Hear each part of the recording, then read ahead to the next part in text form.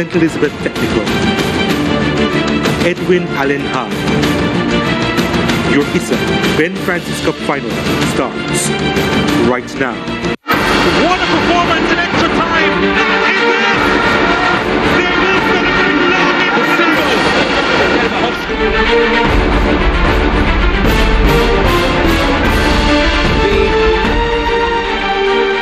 The throne awaits the new kings of schoolboy football. 4 teams battle for 2 titles and the right to call themselves the best in rural Jamaica. It's a finals doubleheader on your home of champions featuring the DaCosta Cup. But up first, Edwin Allen High clash with St. Elizabeth Technical High School for the Ben Francis Cup. We are live from Santa Cruz in St. Elizabeth, Jamaica. The weather is always nice as it is the football here at ISSA Schoolboy Football. 31 degrees the temperature stands at, and the humidity is at 62%.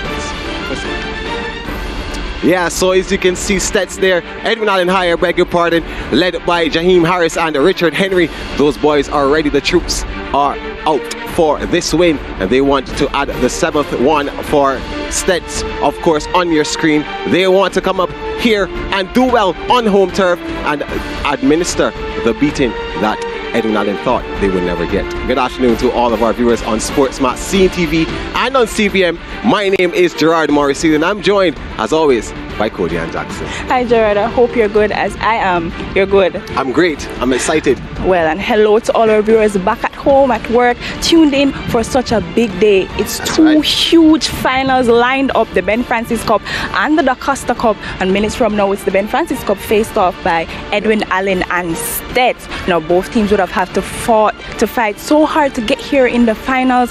You know, right now, I can't wait to see how they will perform. Edwin Allen, this would be their first ever schoolboy football title versus Stets. You know, they have, 6 under their belt so far. Yeah, that's right. Stets, like you just said, 6 under their belt. And one of the longest winning streaks in schoolboy football history. And the coach, though, Omar Wedenberg, he would have said to me that this is not about past titles. This, the 7th one, they have to play as if they don't have any in order to win this one. And Stets, I'm sure, will come out with their guns blazing, as too will the Edwin Allen High School, and it will be a very good game to watch. I agree. I will we'll definitely see some competitive football today, and I can't wait to see it.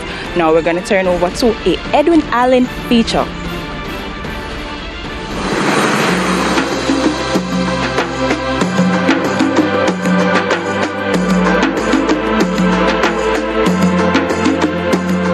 It's a unanimous feeling, you know. It's a feeling that I've always wanted to have, right? But I know it comes with hard work, dedication and discipline. Edwin Allen High will challenge for their first major football title in the school's history when they meet Stets in the Ben Francis Cup final. The girls' track and field team has dominated high school athletics in the last 10 years. And the boys are using this as inspiration to get their football program recognized as one to be rivaled with. It makes me feeling very enthused, excited, but as I said, it is most important to remain focused and humble. We are going for it this year. Our chance is to just stay focused and listen to the coach's instruction and just go out there and do our best.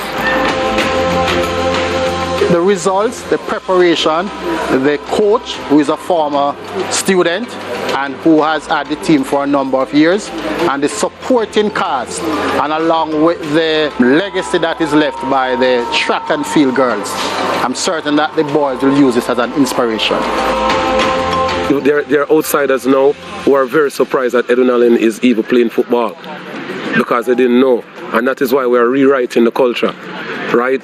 With what we had in the early 90s and the late 80s, you understand? And with the support of even the past students, it's a booster for the team as well. The boys feel so good of what's happening. What I'm seeing from the team in terms of maturity, in terms of the chemistry and the philosophy, I believe that the team have the ammunition to compete with the best. And once they compete, I believe that anything is possible. I'll never put down any other parish. Sometimes a game can go different ways, but it speaks volume for the parish of Clarendon, and it shows that talent are in Clarendon as well. this season is the season to make a change. And you know, Edwin Allen has to do what they have to do, just the same. Because these boys are ready. And I want to tell you, and I'm going to tell you now on SportsMax, that watch out for Edwin Allen. We're going to do some serious damage.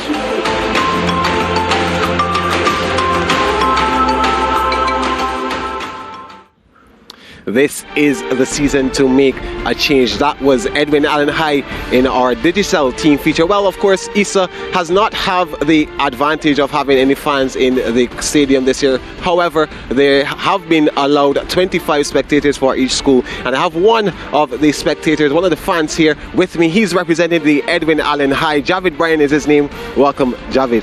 Thanks for having me. Yeah, so my question to you, Javid, what is it going to take for Edwin Allen High to win this game? Can they do it? Yes, I believe they can. It's going to take a lot of passion, a lot of guts, determination and discipline.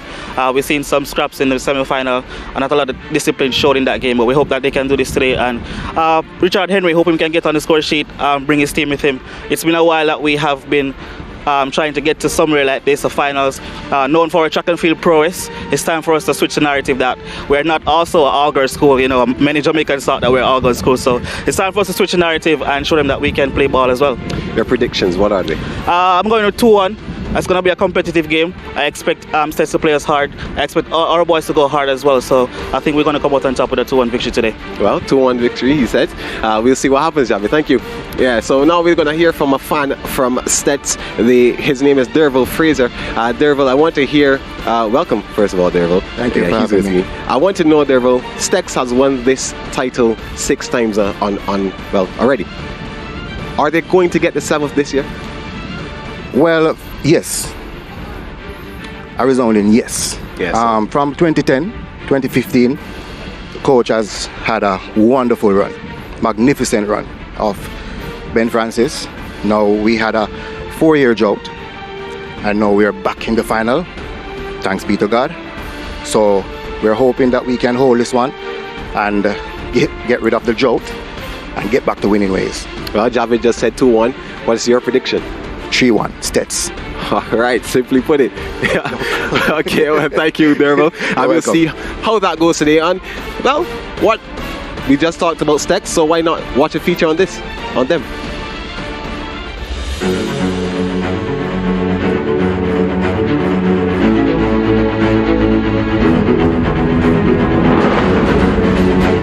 Confident and eager, 2 words which best describe the outlook held by Coach Omar Wedderburn and his Stet squad ahead of their clash with Edwin Allen in the Ben Francis Cup final. We are going up against a very good opponent. Respect towards that, but you know, everyone is going for win, and we set already. Although this was not the tightest Stets had hoped to secure this season, a cup is better than no cup. Good, you know, because at least you will see some of the work really coming forward or coming forth, because you know you put in the work. You know, the objective was to make it to the Costa Cup final, but you know we fall short right there, so you have to make it up with this one.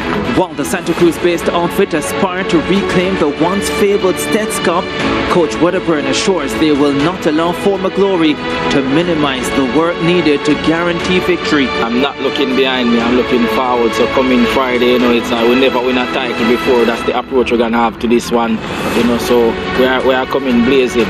That's some big energy for a would-be consolation prize, wouldn't you say?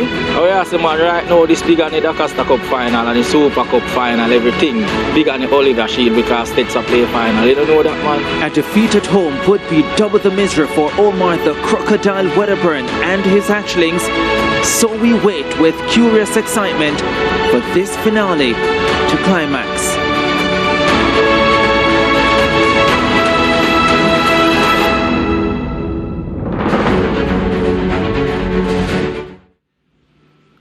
Yeah, so that was St. Elizabeth Technical High School there, Cody, and this game is set up to be one for the ages. I agree with you. I love the words from Coach Wedderburn. He says they're set and ready, they're coming blazing. And he says this cup is, you know, bigger than every other cup. You can imagine that. Right, we're going to take a break, and when we come back, we're going to look at how these teams got to the finals.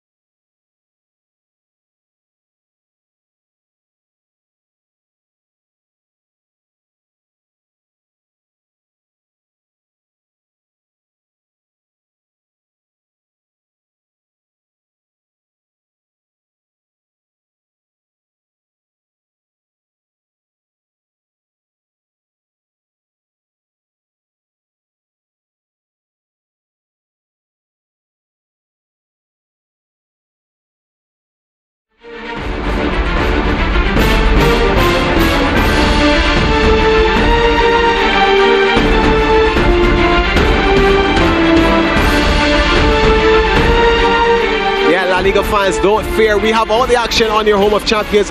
It will be on SportsMax 2 on Saturday. Levante, they play Cadiz. That game is at 8 a.m., 9 a.m. in the Eastern Caribbean.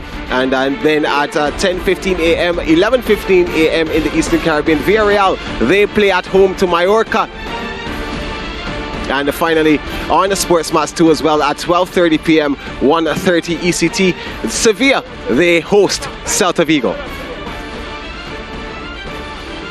Yeah, so welcome back to the St. Elizabeth Technical High School here in Santa Cruz, Jamaica. My name is Gerard Morrisili, and I'm joined by Cody and Jackson. Yes.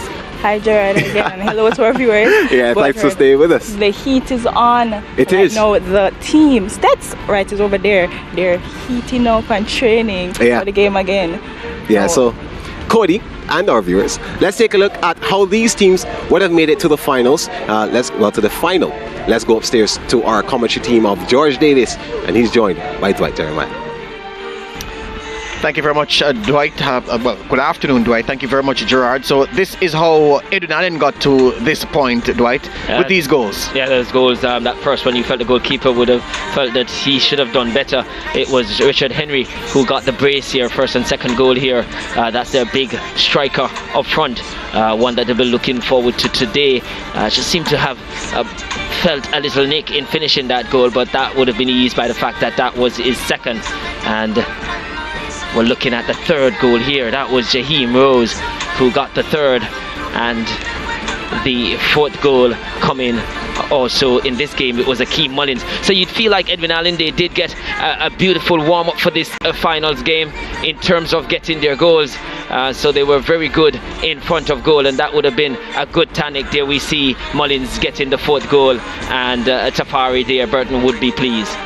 All right, looking at the head-to-head between the teams, only one meeting in 2014 when the St. Elizabeth School won 3-0. That was in the quarterfinals of the Da Costa Cup competition then, and that was 8 years ago. A long time in football. Hardly think that will have any bearing on today's match, Dwight. No, I definitely don't think so. And those who are around would have not been a part of that. So definitely. All right, let's look at the Stets team now. This is how they got their goals, which punched their ticket, which caused them to punch their ticket to this final. Yes, it was not the most fluent performance in the end for Tutus with that goal, the deflection, getting the ball in the back of the net.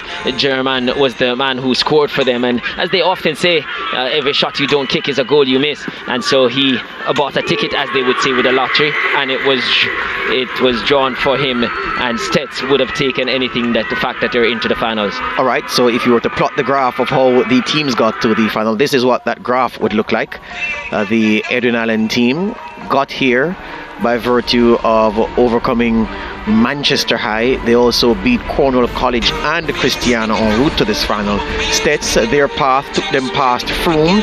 They also got by Very United to get here. So that's the route both these teams have taken to the final.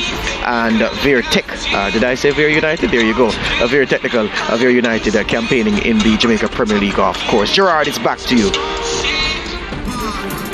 Thank you so much, George and Dwight. Of course, this is one final that we are looking forward to. The two teams there scoring goals in both of their games, ending in the regulation time, and moving on to the final, hoping which they will clash today, and hopefully, they're both would want to win this one and lift that Ben Francis Cup. Cody, let's look at some school facts now of Edwin Allen High. Now, they were founded in 1964, that 58 years ago. They proudly wear the colors blue and white. Their population is 2,356 students, and they have no Ben Francis Cups right now, hoping that they'll get one today. Their motto says, "Let us be an outstanding example." Now, earlier on, we spoke to Coach Burton, so let's hear what he had to say. Coach Burton, we usually talk about the players being the nervous ones, but are you nervous being the man on the sidelines? No, for some reason I'm not. Because as a coach, this is a moment that you live for, right? And yes, a little butterfly was coming in the stomach, but for some reason I'm not. I'm very confident with my team, my coaching staff, and we're ready. How important is it for Edwin Allen High to win this Ben Francis Cup? Well, it will mean it will mean a lot, you know. It will mean a lot for the community of Frankfield. It will mean a lot for the past students, PIBA. It will mean a lot for the players, the coaching staff, the principal, right? And even our HOD now, he has put out so much. It will mean a lot. What message have you left with the boys ahead of this final? This is it. There's no other game. Everything that you have trained for, this is the moment. This is when you give all. There's nothing to preserve. Well, what do you know about your opponent's stats? Well, we saw them the other day. We saw that they're very tactical. Yeah, so they run hard, pass the ball fast, right? And looking at their pattern a bit, right? We analyze it a bit and try to do something strategically to stop them today. What would need to go absolutely right in order for this team to win? Discipline. The discipline of the players. Discipline comes in many ways, right? And today it's about how well they follow instructions. Yeah, let's look at the digital player to watch. Of course, you just heard the coach say that it would take discipline, and they'll be hoping that this man here can be disciplined enough. His name is Richard Henry. He's 19 years old. He'll be wearing the number 18 on his back. He has delivered 13 goals so far for this team, and he'll be hoping that he can give them another one or two, or maybe a hat-trick. Yeah, almost got a hat-trick in the first game, and I'm pretty sure that he will want to in the semi-final, and he'll be hoping that in his 2 seasons he can lift a cup finally and win this one with his team. 9, Michael German. Let's learn a little more about the team wearing blue and yellow. They were founded in 1961, 60 years ago. They proudly wear the colors blue and yellow. Their population is 1,780 students. They have 6 Ben Francis Cups currently, and their motto says work and integrity. Now we spoke to their fiery coach, Coach Weatherburn. Let's hear what he had to say. Coach, this will be a tough final, of course, both teams wanting to win. What does your team need to do to ensure that they are the ones lifting the trophy at the end? I mean, from the get-go, from the competition start, we always prepare for the trophy. That's what we're preparing for. So this is the final. We are here. I mean, the game starts nil. We're just going to go out there and enjoy the game.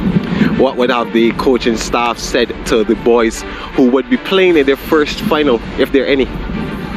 We have a few guys playing in the first final, but we just tell them to just calm and do what they need to do, and we tell them whatever to do, and we're ready for the final. What homework have you done on your opponent? Well, a few. I mean, we just look at them and see what they have, and that's just it.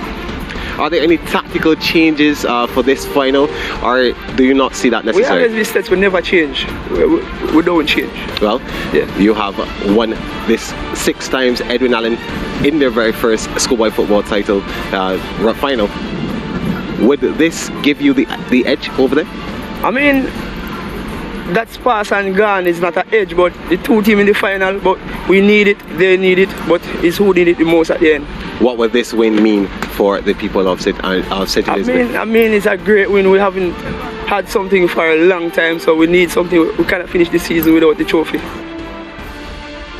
At the player to watch for the St. Elizabeth Technical High School, his name is Rohane Brown. The 19-year-old will be wearing the number 10 on the back of his jersey. Of course, he has 8 goals this season. The central midfielder has been very, very shall I say, he was the mastermind behind the team's build-up in the semi-finals. When we saw him, he looked to be dictating the pace in this St. Elizabeth Technical High School squad, and he would need to be the man in charge to push this team to their 7th title, and they hope that he can deliver on this day. So Cody, we have a game lined up, and we will now take a break, and when we come back, you'll be hearing from our commentary team.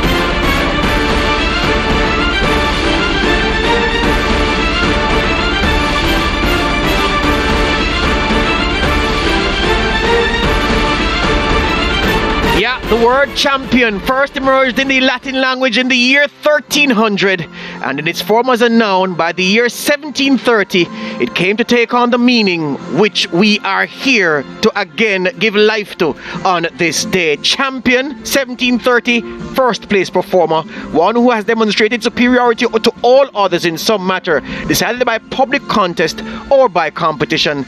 That's what the word means, and that's why Edwin Allen and St. Elizabeth Technical are battling here under the midday sun for the right to be called champions of the Ben Francis Cup. Good afternoon, wherever you are watching our broadcast, whether you're joining us through the SportsMax app or on traditional television. My name is George Davis, and Dwight Jeremiah has the pleasure of analyzing what is said to be a cracking encounter between the pride of St. Elizabeth and North Clarendon's Beacon team. Yes, George, this is a big day in rural hero football, and for 2021-22 season, the unusual season running into another year has served up for us today. 2-month watering clash, but this first one with Edwin Allen against Stets. Edwin Allen seen as a very big team in terms of size. It's going to be a big match for them, and they had a big win in the semi. Expect them to come out guns blazing. They're very physical, but Stets, on the other hand, they do love the physical challenge, and Coach Wedderburn is saying this is the biggest game of the season. You may split in terms of your opinion of that, but certainly he's not bad. Yep, so the officials, referee Veralton Nemhard will control the whistle. He'll be assisted by Damian Williams and Jermaine Yeesing as his assistants on these sidelines with the flags, and the two captains of these teams going through the formalities. The starting lineup for the Edwin Allen team will give you the formation in short order. Kimani Matthews retains his place in goal. Kimola Ferron, Javon Thompson, Omario Ferron, Akeem Mullings, Alwayne Bryan, Jamari Howell, Jaheim Harris, Sean Morgan, Jaheim Thomas, and Richard Henry. These are the Edwin Allen boys. This is the formation, Dwight. It's a 4-2-3-1 if you like. As I said, formation just a guide, and definitely when you look at Henry at the top of it, and also their central player in terms of the back, it's going to be crucial for them. For Stets, the lineup familiar: Romel Wellington, Dante Campbell, Jeffrey Henry, Tyree Stoddart, Sidian Miller, Michael German, Raheem Brown, Zamaria Douglas, Chadwick Hendricks, Ajay Smith, and Nikos Daly, number 20. Well, St. Elizabeth Technical, they also love to play a 4-2-3-1 system, so it's a battle of the system. Who will display it better in the middle of the park and up front is where this game, you feel, is going to be won or lost. All right, so there you go. Clarendon College, of course, from Northern Clarendon. They are multiple champions of the big trophy, the DaCosta Cup. They've won this Ben Francis Cup already. It is no shame to describe Edwin Allen as the beacon team from North Clarendon, because it's the girls that have kept them relevant where sporting excellence is concerned, with their 8 wins in the ISSA Girls Championships. So yeah, we're on the way for the Ben Francis Cup. A clash of styles. Is it accurate to describe this one as, Dwight? It's a clash of styles for sure. Edwin Allen, they're very direct with their play. St. Elizabeth Technical will definitely like to possess and build up, but they're very quick in transition. So both teams will get forward very quickly, just in different ways. All right. Stets had the good fortune of playing a cup final on their home patch. Some people were grumbling about it, and I said to them, well, the clairvoyance of the organizers to know that in this COVID pandemic year, you would set a Ben Francis Cup that Stets would reach on their home ground. I'm saying, what kind of genius is that? Those people shouldn't be administering school-age sports. They should be running the government. And I said, calm yourself. It's only happenstance. It just so happens that Stets managed to reach the final, and it wasn't any grand conspiracy, because some people wanted the game moved, Dwight, as if they didn't have anything better to contemplate about. No, for sure. This is definitely not the time. I don't think Edwin Allen is even thinking about that as well. And with not don't have the spectators here, that I don't think is a huge advantage. Edwin Allen has played here, and mind you, Stets lost to Monroe here, so they've lost on their turf as well. And I ended the argument by simply saying this: it's a football game on a good schoolboy football surface. End of story. Exactly. Early shot there of Tafari Burton. Man says he's not nervous. His boys are not nervous. They're here to enjoy themselves, express themselves fully, and bring back this trophy, the first of its kind at the schoolboy football level, for the school founded in 1964, formerly Frankfield High, now Edwin Allen. That man has has lifted this cup more times than any other coach in the history of the competition. And consecutive victories as Stets have recorded under Wedderburn's leadership, a devastating run. He says what is past is prologue. It's not about history, it's about fresh achievement. We have won nothing yet. That's the approach we're taking into this game, says the Stets coach. He's looking to motivate his boys along those lines. He's quite right with that, George. It's 7 years since they've tasted any success in terms of trophies, and a lot of these boys would not have won anything yet. So he's certainly right with his pronouncement, and I'm sure this is big. Some people see these competition and they say it's for the losers, but here comes Stets with the early foray into the Edwin Allen attack. The ball went outside, though. The assistant referee on that far side, Jermaine Easing, flagging to indicate to the man in the middle, Veralton Nimard, that it had crossed the line. So who will settle earlier of the two teams? Who has already left the nerves on the sidelines? Who will make a mistake? All those questions to be answered in the early stages of this contest, you would believe. Yeah, and one of the things people have to consider too, and you did put the argument to rest, but playing at home too could carry some added pressure, so we'll see if that affects the senses of the technical team in settling. Foul on the play there, the Edwin Allen number 10, Jaheim Harris, just getting his boot to the ball before his tackler. Bit of a grumble about the hard nature of the tackle, but the referee doesn't have cause to go to his pocket just yet. The man stepping in there was Sidney Miller. Yeah, as I said before, beg your pardon, was Sidney Miller stepping in for Stets. Yeah, as I said before, they don't mind a physical challenge. Stets, they came into this game with a mindset that if it's going to be physical, because this Edwin Allen team is said by many, and you can say it is the biggest in terms of schoolboy football in the Costa Cup for sure. So they bring a physical side to their game. Free kick. Direct shot on goal, just sailing over the crossbar. Goalkeeper Romel Wellington happy to just get the stretches going in. That was never a threat to his goal, but he still paid attention. I'll tell you what, it's the sign of what I've seen. As I said, I've had I don't know if it's a pleasure, I lost to them 2-0, Edwin Allen, when William, they played them, but they shoot on sight, and anywhere the free kick is in the opponent's half, then you can bet that their number 18 in Henry, he will look to strike a goal. Speaking of even Morgan, when he gets a chance, their number 10 also doesn't mind shooting from a distance. Nigos Daly on the sprint there for Stets. Dangerous customer wearing number 20. Nigos Daly. Ball whipped into the box, but no Stets shirt in attendance, and goalkeeper Kimani Matthews gathers comfortably. Playing out from the back now, Edwin Allen. Man in possession, built like a cruiserweight boxer. Ball breaks. Here's a skillful Raheem Williams into the box. Williams is flicking side to German. German toes it out to Daly. Daly's first time shot. It whistles wide, took a deflection. Veralton Nemhard signals the corner kick, but that triumvirate, the holy triumvirate for Stets. Williams, the schemer in chief. Brown, beg your pardon, the schemer in chief, and Nigos Daly, the number 20, and of course Michael German, the number 9. And here he is once again. As we had a look at this one again, remembering Stets got to this final because they had a shot deflected in the penalty box. Again, a deflection there could have gone anywhere. Header low down by the stocky Tyree Studdard, and the referee signals another corner kick. Yeah, that deflected goal, I mean, they all count, don't they? And hey, guess what? They won ugly, and they're playing for the championship. Yeah, when you get to that stage of a tournament, it's not how, it's the fact that you win. Yeah, ways and means, whatever is necessary. Here comes a corner once again, near post. Knocked away in the nick of time. Henry runs back well, but seems to have jarred his knee in making that tackle. He's feeling the pinch, but he's down on his haunches just now. And they would pardon, I still. Yeah.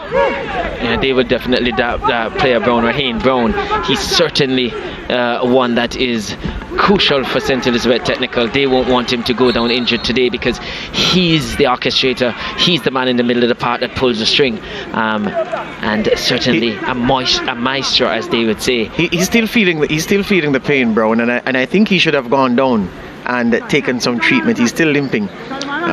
It's what the youngsters do. Were that a senior player, he'd have been down the minute he got that knock. Yes, and the nature of the final, I guess he doesn't want to be down and St. Elizabeth playing with 10 players and concede a goal. Well, guess what? It's the commentator's logic, because sitting here comfortably, you say all these things. This is what happened. Brown goes in and makes the tackle. Yeah, clash of knees, always painful. Here's German though for Stets. Something you think he'll shake off in the course of the game. Back to Stoddart, tries to change the point of attack. German trying to settle under it.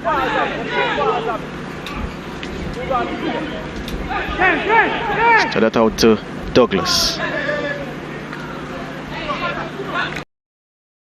To the midfield to Miller. Miller loses out. And we just saw something there, George, in the middle of the park with St. Elizabeth in possession, and we talk about them playing similar systems and 5 players in midfield, and we saw there Henry just dropping back to assist his midfielder for Edwin Allen, just to create numbers up, and they regain possession from that. So as I said before, same system, it's how you played. Bad giveaway by Brian for Edwin Allen now, and these Stets boys come again. Ajay Smith in possession. Brown's touch, the German works out, wasn't the best. And here they come bursting down the right hand side. Vigos Daly off the left foot, didn't catch it cleanly. Did they take a deflection? Yes, it's another corner for Stets. So both these two teams certainly came into this encounter with their attacking instinct firmly intact, and also looking to shoot at every opportunity they get once they get into that final third. Wouldn't want to be a Stets teacher now, because it is very difficult to keep the students in class when their teammates, their colleagues are playing a football final on the school grounds. And I see more than a few students watching this game. So a few teachers have been unsuccessful maintaining the order. Anyway, here comes the corner kick. Smith will deliver. For Stets, it's the worst of the lot we've seen so far. It goes into touch. That's always bad. Yeah, George, you talk about trying to keep students calm and contained. Who knows? Maybe they've been given a free ride, a free let out to come and have a peep at it to support their team. Says the teacher doesn't want to make teachers look weak. I applaud you, man.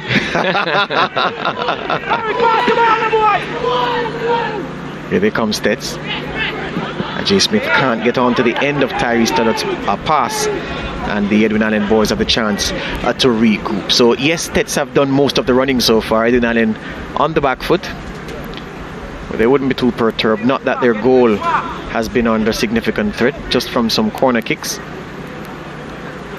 But at some point in time, they'll have to meet the Stets fire with fire of their own. Stoddart with the throw. Nice turn by German, and a swivel on the shot. Didn't catch it cleanly. Goal kick. Yeah, it was always under pressure, but he's letting you know that he's quite aware where the goal is. He didn't get it on target on that occasion, but certainly once he gets into the box, German is one who's not shy of shooting. But Edwin Allen apparently doing their homework. Oh, poor goal kick by Matthews that rebounds off German, and he'll have to do it again. We've spoken a lot about the heat at this time of day, but we've also said it has a different effect on boys than it does on men. Men wilt in these conditions. For some reason, the boys can run all day, Dwight. It's youthful exuberance, they say. Something of the past for us, George? Something of the past for you, Dwight. I agree. I quite agree. I stand alone.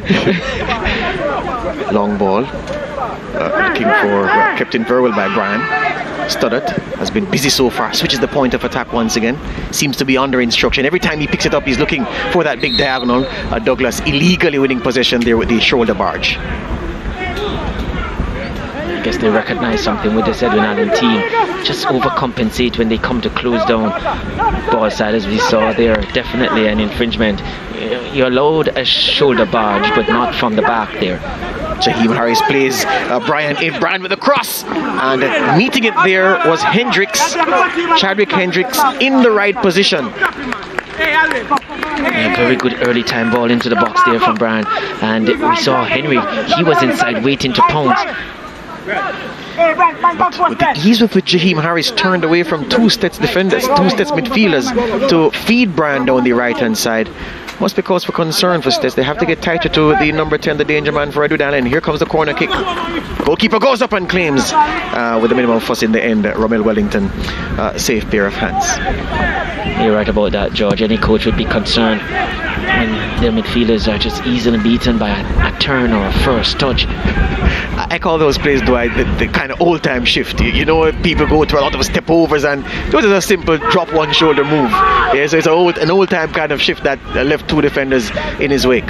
Here comes Stets once again, though. Certainly works, though. I remember Luis Garcia from Liverpool was interviewed once and asked, "What's your best move as a winger?" And he says, "My first touch." There you go. This man has seen a lot of the ball for Edwin Allen. Brian turns it over, well, back to his captain in defence.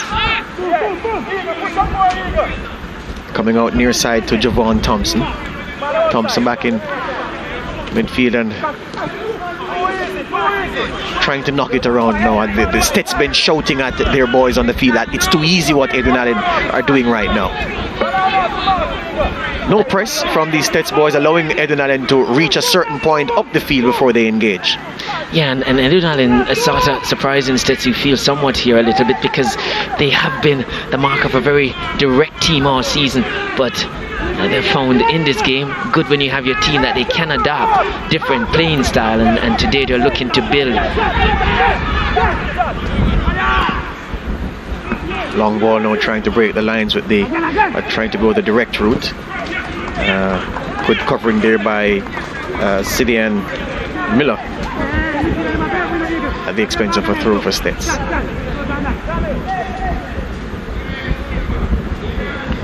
Edwin Allen, it took me a while to realize their centre half is wearing number 9, Dwight. Imagine that happening in your day, all those long years ago. No way. You could look at the team sheet and you look at the number, you could as easily position the players if you didn't get a formation from the coach. Not so these days. I'm pretty sure these players these days, as I said, they're very fixated on numbers, and as a coach myself in schoolboy football, we understand that, and when you want to get the best from your players, you certainly, where possible, just oblige and allow them to play in the number they want, because we know how fragile they can be at times as youngsters. They get their number and you get maybe 120-150% out of them. In my time, your father would have to be the baddest man in Spanish Town for you to be a centre half and get number 9, I can tell you that. Here comes the Stets number 9 on the gallop, though the number 9s clash, and German wins the battle for now. Brought down, no foul on the play, says referee Nemhart. Douglas, though, stealing in, can he win it? No. An excellent play in the back. Here now is Brian on the 1-2. Excellent work on the defensive end by Brown. And now Douglas has Nigos Daly in space, plays him in nicely. Nigos Daly bursts into the box. Daly off the right foot. Oh, that's 1-0. As easy as you please. Their playmaker started the play inside his own half with a defensive tackle. The ball fed forward, and 2 or 3 passes later, Nigos Daly played into space, plays between the defenders who had to turn and scamper. Daly was straight through on goal, didn't catch it cleanly, but didn't have to. And just like that, it's 1-0 to the hosts. Stets 1-0 up in the 16th minute. And no emotion there shown from Coach Wedderburn. He's always like that, sometimes on his knees. But that was a beautiful goal from Stets. And George, the pass was so precise. It was into that half space, that position or space in between the wing back and the centre half. Beautiful ball, and almost didn't have to break stride. As you said, didn't catch it cleanly, but in the end worked in his favour. But that was a beautiful pass from Douglas. Absolutely perfect, and got what it deserved. Yeah, there are many times when I think that when the striker scuffs the shot, it works in his favour, because it just drifts it away from the goalkeeper's lunge, and that was the case with that effort from Nigos Daly. perhaps if it was a clean strike, it would have gone straighter, and the goalkeeper may have palmed it away out of danger. But not so. The number 20 man comes up trumps yet again. It's 1-0 for Stets just like that. He's been threatening all game from the early stages of this game. Had a shot deflected earlier. Edwin Allen didn't take precaution and again allow him to run on the blind side, but the pass, I can't stop talking about that pass, George. I give it the same weight as the goal. I agree with you, my friend. Here they come though. Edwin Allen. Excellent tackle by Stoddart. He commits a foul though. Excellent tackle 1 minute and then an agricultural swing the next. Referee Nemard just had a few words with him there. The sum total of it is that Edwin Allen have a free kick in a dangerous position. So look for their number 10 or that number 18. That was the first good tackle by Stoddart, and then he gets again and realizes the danger comes in, and that's agricultural. He's lucky not to have been booked for that. I felt he should have been booked for that, but referee Nemhard studied psychology at the university, so maybe just working that means first out there, just trying to talk them into calming down, but certainly that was deserving of a yellow card. All right, 2 men standing over this. One of them, the man wearing number 16, Jaheim Thomas. That's the man I say is built like a cruiserweight boxer. And then number 10, Jaheim Harris. He bounces off the wall. Harris once again. Flick from one foot to the next, and the right-footed effort in the end going wide. Yes, Teds, they are really doing their work the wall. It was Hendricks who was slightly behind the wall, just positioned around that corner, and yeah, just stopping, just helping the goalkeeper with that side of the goal, and then the follow-up shot, always under pressure, just peeling wide. But anything in that area is going to be dangerous for Edwin Allen. As I said earlier, their number 10, Harris, and their number 18, Henry, always going to feel like this is a perfect opportunity to improve on their numbers. I tell you what now, Dwight, so you're the coach now, you're in the 19th minute, you're 1-0 down in this final. What do you tell Edwin Allen to do? You change something or you continue with what you started with? Well, I said they came into this game, we expect them to be very direct. They've gone to play a very slow build-up play, not going through the lines very quickly. I would say they would want to mix it up somewhat and go to their direct play, try and get the ball upfield. They're big players, and not necessarily to win that first ball, but to get the ball upfield, to go for that second ball. Coach Burtney here, he would want them to get that ball upfield, win that second ball, and then now try to be very meticulous in how they go about it. Probably some combination play, but certainly they have to get through the lines much quicker. But it's early days, so maybe they'll still continue to test what they have been doing. Captain goes up and misses the header for Edwin Allen. The word from the Edwin Allen bench is to keep possession when we have the ball. Here they come against Stets, blazing down this right hand side. Migos Daly, oh, lovely turn from his man, but gets fouled in the process. The name Migos, Dwight, it means monarchy in the Ethiopian Semitic language. So it's a title. So it suggests that his parents thought they were giving birth to royalty. Based on how this boy plays football, they're not far wrong, are they? No, not at all. He's certainly been a part of everything bright and beautiful for St. Elizabeth Technical today. Certainly a go-to player. And the last game, it's certainly been the man who is responsible. Here he comes once again. Off the left foot. Well, that's what actually is a Mario Douglas. Favors the left foot, Douglas does. Willing runner, skillful. Bellowing in the instructions, Weatherburn. So is it that he's officially retired the nickname Rambo, which he was known by, well, he has been known by for a couple of decades, and he's now taken on this crocodile moniker? Explain to me, Dwight. It's really or it's temporary. It's amongst his colleagues, the coaches in the coaches group. That's what they call him, the crocodile. He doesn't mind it either. Thomas trying to find Henry. Wellington. But knowing the character he is, he will take both names for sure, because Rambo, as we know it, old school, rough guy. German still running, still trying. So Edwin Allen built from the back with Thomas. I tell you another thing about Weatherburn too. You see him sitting now calm. His posture normally would be on one knee. He said he's a bit too old for that now. He can't kneel down throughout the 90 minutes.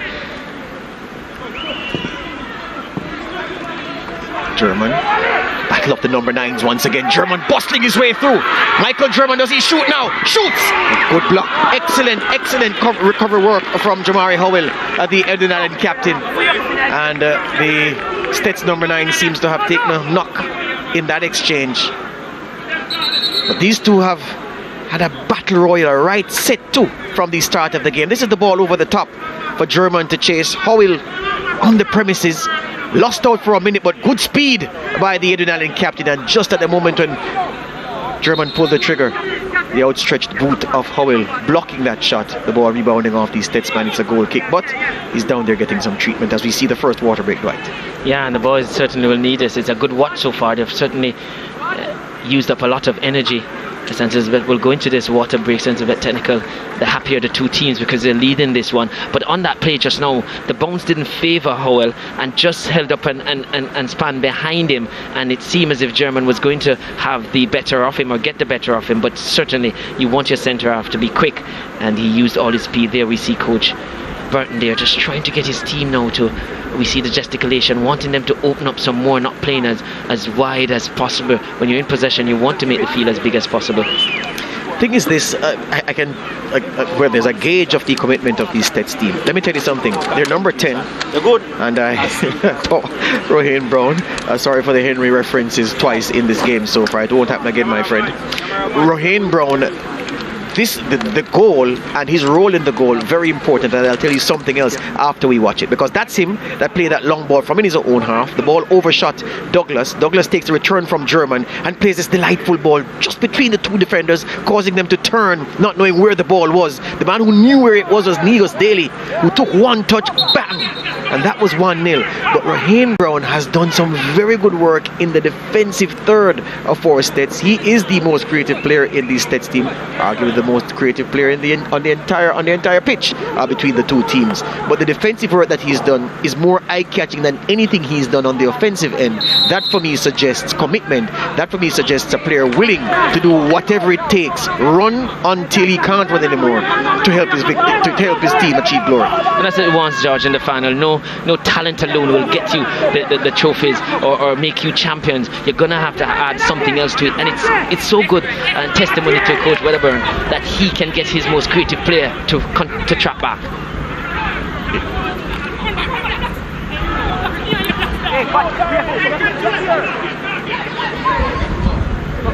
Stunned with this long ball once again. Must be an offside call there. Yes, the flag of Damien Yeesing goes up to signal that Douglas had gone too early. Good defensive line held by the Edwin Allen team just now, because that offside was played by design. And they come again. Yet to see though, Dwight, a man in blue and white really taking charge of the game for them. I know that the number 10 Jaheim Harris has gotten a few touches, but I think he needs some more. They need someone to assert themselves here. Here they come once again though, Edwin Allen. Ball short side to Henry. Henry on the right foot. The angle was against him, and there were two men standing to his left. Make it three who would have preferred a pass, but he went for glory. Yeah, that's a problem when you don't kick with both feet and you favour one side. He would have been better served to allow to go across or to go to his left, where more of the goal would have opened up. Once he went right, it was a very acute angle. So this is how the goal was scored. Look at Henry, look at Brown, beg your pardon. Runs back, wins it, and that's the attack. That's the pass that starts the attack, that leads to the goal. Look at Negus there, you know. So much space by himself. The ball played into the space where he wants it. And again, the shot scuffed, but it was enough to just drift it away from the goalkeeper's dive for 1-0. And again, in that play too, George, since it's a bit technical, just beating Edwin Allen at their own game all season long, where it was very direct, it was very quick from Brown to play that ball forward to his front three, just in that attacking third area. So it didn't allow Edwin Allen to settle, and that ball just broke lines. So as much as it was over the press, beautiful pass. Yeah, to say again, that goal involved four men, and only one man took a dribble. And that was Douglas in finding Daly, as we see. Hard tackle there. Brown running back, making a tackle just inside his own half. He is the everything man for Stets so far this afternoon, the number 10. We haven't seen anything fancy from him yet. He has that in spades, the fancy. Haven't seen anything spectacular yet. He's very much capable of it, has produced it several times so far this season. What we've seen is the roll your socks up, roll your sleeves up, dirty work that the number 10 is getting through for the men in gold and blue. And it tells you that he has a very good footballing brain as well, because he played that pass forward when his back was turned, but he knows the system they play. Howell. Best of headers from Hendricks, but it's effective. Daly settles onto this, needs some help. Bundled off it by Howell. Bundled off it, and the referee says it's a free kick. I don't feel there was any need for him to give away that free kick there. Certainly, the goal scorer had his back to goal. And in defensive style of play, you say no get, no turn, no shoot. Funny you say that though, because you're the coach. You would tell him to get tight. He would say, well, coach, I was getting tight. But too tight. I didn't say get very tight, but tight enough. Prevent the turn after he has received it. 56% of the ball has spent time with, well, Edwin Allen has kept the ball 56% of the time so far. That's because of their slow build-ups from the back on occasion. Here's Douglas on the chase. He has superior speed. Dancing out a song, this Douglas. Still can't get around his defender. Now he has two in attendance. Very good team defending from Edwin Allen on that play. Yeah, definitely. Sometimes you see in a game some defenders, they stay too far and they feel that the defender that is pressuring is a Superman, and then you get past him, and as the cover defender you're not close enough to step in. German. Howell once again. Does he concede a corner? Yes, he does. He's had a good game so far, the Edwin Allen captain, we must admit. Has had his battles. Nobody has really bested him one-on-one, and he's been fighting that battle with the number 9 for Stets, Michael German, from the first whistle. Yeah, definitely. There's nothing he could have done on the goal that was scored. He was central. Once Douglas picked it up, Douglas took him out of the game with that pass in that half space.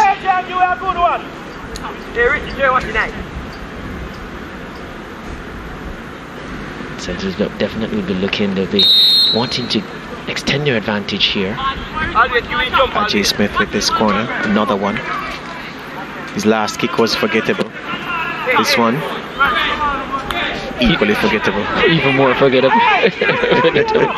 Yeah, poor with that. It seems like he always goes for the near post or looking to go for goal. I know the Edwin Allen players are big players. As I said, some argue the biggest sets of boys in schoolboy football, or at least in the Costa Cup. But Stets, they're not small themselves, so he should give them a chance once they've committed players.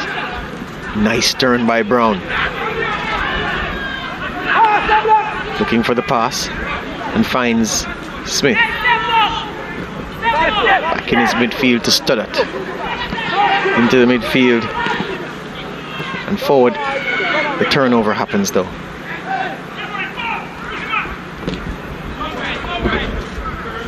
Okay, they're coming down through Harris.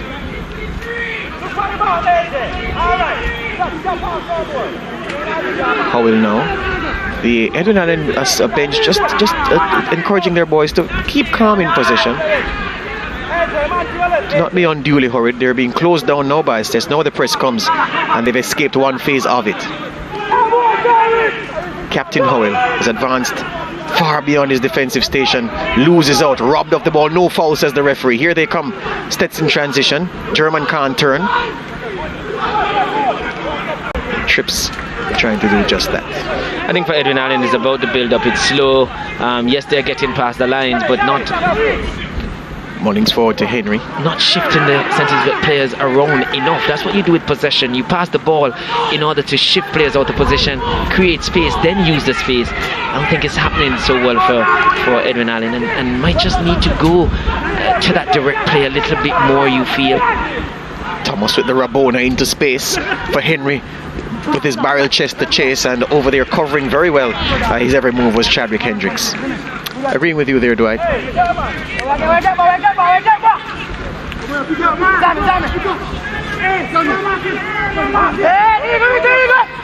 We feel also with Edwin Allen, they don't have to worry too much too. The space isn't there to run into. They have a big striker up front who can hold the ball up. Ball broke. Only for the minute the ball comes back with interest. Stets unable to clear their lines, and now they do so through Jeffrey Henry. Migos Daly forward to Brown. Good football from Stets in this transition. Brown now has space to work with. Only one man in front of him though. He goes for the spectacular Raheem Brown. I told you he has a flair for that. But the wind just ensuring that the ball didn't dip. Harmless in the end from Raheem Brown. As I said earlier, George, when you were heaping praise on him, also have a very good footballing brain. Just a glance and he saw that the goalkeeper Matthews was off his line, and he decided why not have a pop at it and go. But that's a good thing about St. Elizabeth. Coach Barton will have to worry about that, just how quickly they move through transition. Richard Henry fighting with 3 Stetsmen. Can he beat them? No. Hendricks, big boot forward, killed stone dead first touch by Douglas. Dances away from one tackle, looks for a passing option, trying to go wide to Negus Daly. Finds Brown over the top to Daly. Daly with one man to beat. Daly's first time shot is held second time around by the goalkeeper Kimani Matthews.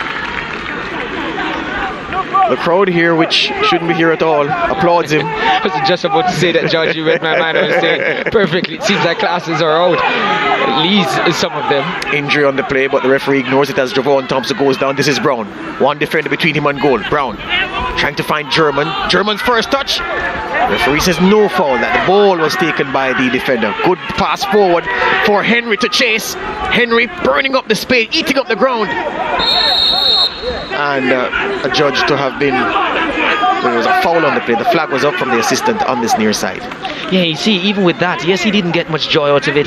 Yes, he chased Henry, but that's had Steds running back to their goal. Pretty much everything that Edwin Allen has done so far, it has been in front of the defence of St. Elizabeth Technical, and that's too easy. You want your defenders to be turning around. You have to be consistent, referee. You have to be. Not pleased with that one in terms of, we'd have to see it again whether it was really shoulder to shoulder, because that's allowed in the game. I don't know if it's because of the size of Henry in comparison to his opponent on that occasion in that duel. Well, basically what that was a cruiserweight boxer against a flyweight boxer, with Henry being the cruiserweight. And no, flyweight is not the lightest boxing class, that's bantamweight, but flyweight not much heavier. But yeah, there was no foul on that play from where I sat, and the Edwin Allen coach didn't believe so either. Anyway, the man with the referee with the whistle is trained to make those calls.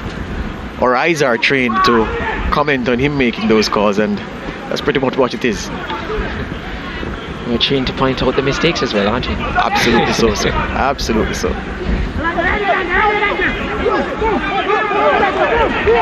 Edwin Allen, this has been a feature of their play so far this first half. The tempo is just, for me, a little bit too slow. But here they come. 11 players behind the ball as well.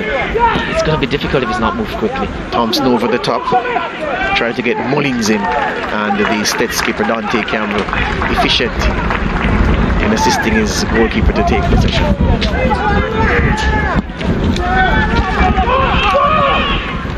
German on the hunt once again, trying to shepherd it into touch, and he does so successfully. Does Omario Ferron.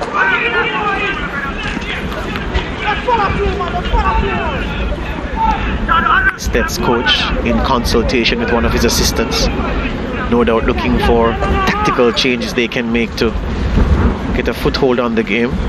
In fairness, Rommel Wellington in the Stets goal has been more concerned about the sun and his tan than any threat from the Edwin Allen boys.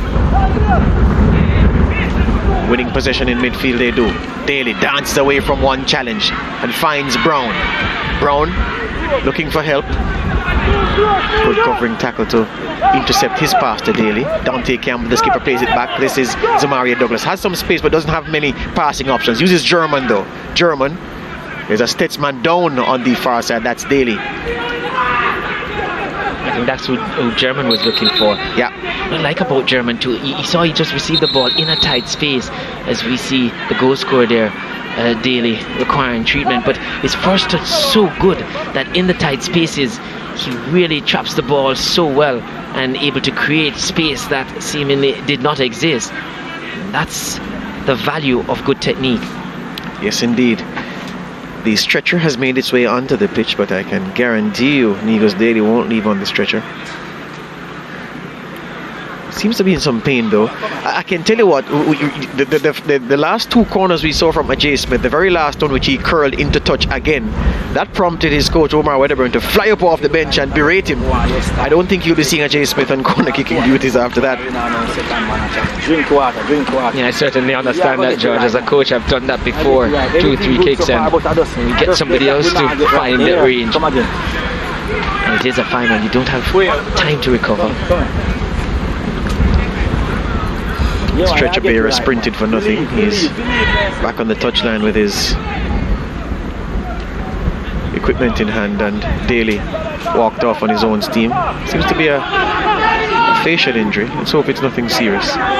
So there we heard Coach Wedderburn talking to Douglas, who supplied the pass for the goal.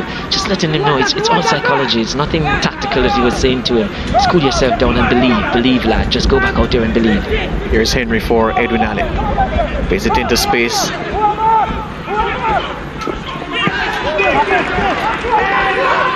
Brown in some space for Stets. Over the top for the willing German. Hasn't stopped running, hasn't stopped battling. To Douglas. Douglas, a pirouette to keep possession. He needs some help though. Back into midfield to the tall Sidian Miller. Miller trying to find Smith, who has temporarily filled Migos Daly's right wing role, but it's too long. And it's a difference we're seeing with both teams here. Edwin Allen, when they get the ball forward, the pressure is released quite quickly because Henry a bit isolated. The midfielders not joining him quickly. For centres with technical, when they do get possession in the final third, able to connect the team with the one means we do so with, which is passes. Harris. And Thomas being berated for losing the ball by his coach. And Douglas frustrated with himself for dribbling it into touch. Edwin Allen, it's just a tad too slow for me. Pass forward by Thomas into space. It's again another giveaway. So he was looking for Mullins. Mullins did not make that run.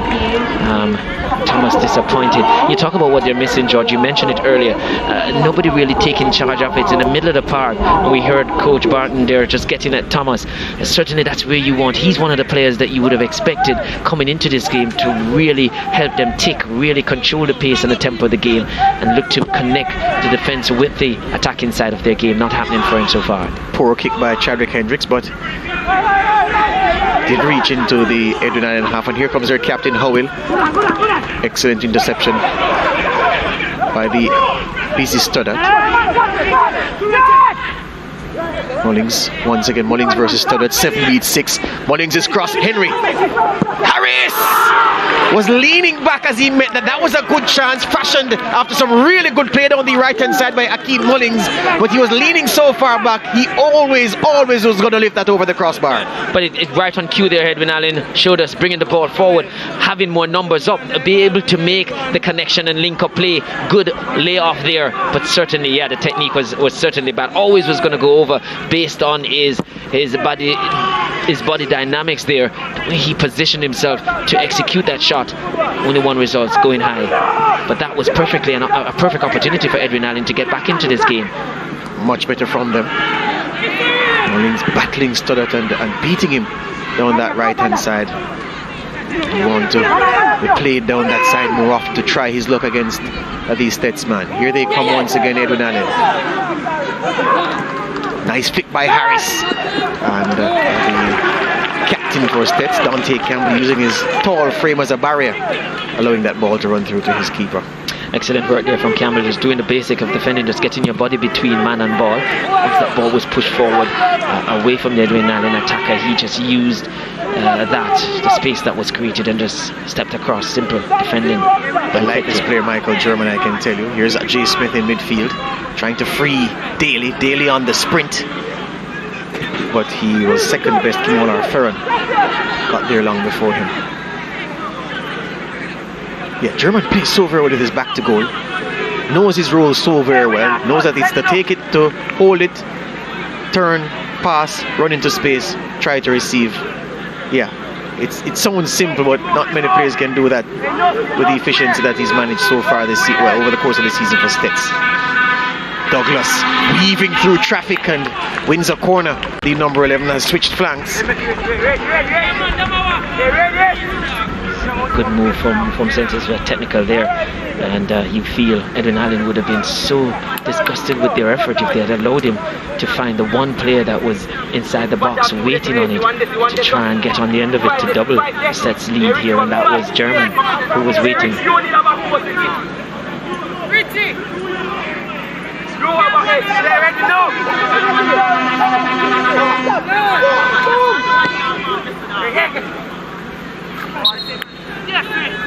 Goal kick.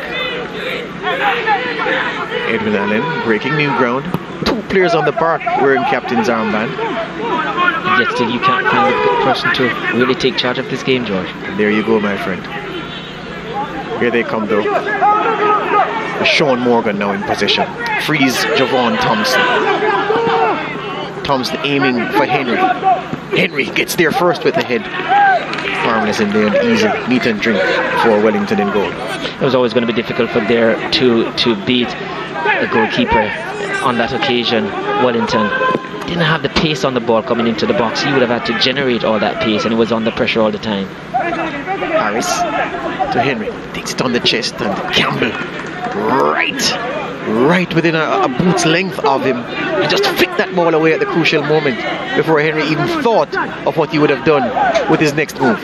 And that's one of the things that SportsMax Technical has done so well in this game. Edwin Allen, we talk about them shooting when they get free kicks from open play. They like to shoot from distance as well, just have not been given the opportunity, the room and the time and space to do that today. Haven't seen a shot from distance in open play so far from them, and I can tell you that's definitely a part of their game. Ferron over the top once again. We've seen this so many times from the Edwin Allen team, and this time they get down at the left hand side. The cross is too long. Henry was the only man in the box waiting for it.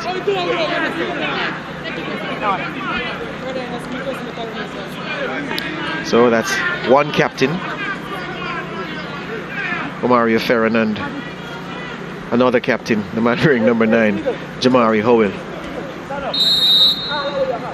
I don't know what that is in Cashpot, if it's anything in Cashpot or any of those money games, but Dwight? I'll make a check on it, and I'll get somebody to go and do something so that we can benefit from it, George. Here you go. Here goes Douglas. Daly. Smith under pressure. Loses out. Comes to far side for Edwin Allen. And they build again. The Northern Clarendon School. Here's Howell. Beautiful take first time. Trying to drive the team forward now. Harris comes short for it. And they had the opportunity there just now. Stats had pushed forward with an eye line, and you felt they could have played over the top for Henry to chase. Harris weaves between defenders with a burst of pace and fouled by Michael German, and the referee books him. That was cynical from German. Knew exactly what he was doing, just a little tug. And the referee says, you're not so slick, right in front of me. The audacity of it all. That's the little tug on the shirt. And some would say there's a lot of players behind the ball. He didn't have to commit that, but the feature I just spoke about of the Edwin Allen team, that they will shoot from open play as well from distance. Had he gotten past him, there was a little gap between him and the rest, and that barrier from Stets, he could have shoot from there. So German recognizing that, maybe that's something that has been worked on by Coach Wedderburn. Jaheim Thomas, as the fourth official indicates, a minute to be added on at the end of this first half. What can he do? Can he draw Edwin Allen level before we go to this halftime break? Jaheim Thomas. 2-man wall. And 6 Edwin Allen men in the box. Thomas's kick is nondescript. Yeah, he felt he made good connection with it, but what he should have done and hoped for was just to work hard at just getting the ball on target, and maybe with some power Wellington could have spilled. He had about 5 players closely who could have reacted. He needed to just work on getting on target, but I think he went for power. Douglas helps it forward. German beaten to the header, but the ball finds its way to Thompson, looking for a pass. And the referee has seen enough of the first half. Veralton Nemhard, beg your pardon.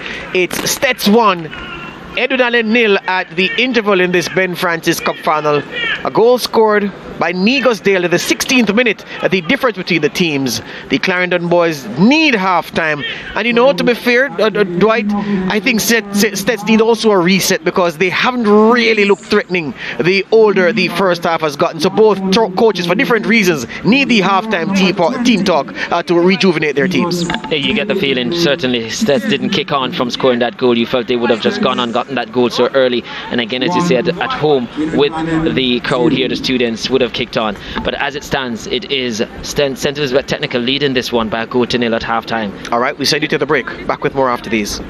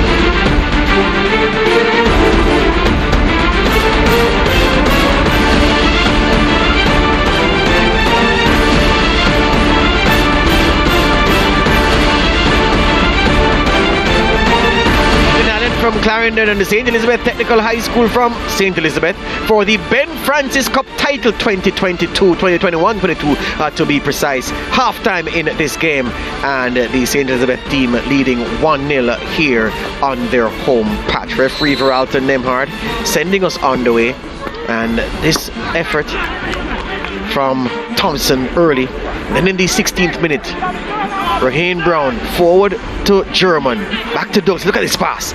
Excellent pass that Nigos Daly runs on to, takes one touch to look what he wants to do. What he wants to do is just to drift it away from the goalkeeper, and he does so with a barbarous precision for 1-0.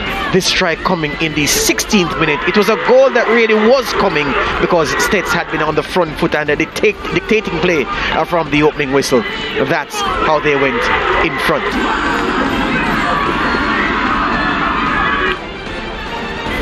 And then this play once again. Raheem Brown over the top for Daly. was a part of a lot of good things that Stets did in the first half.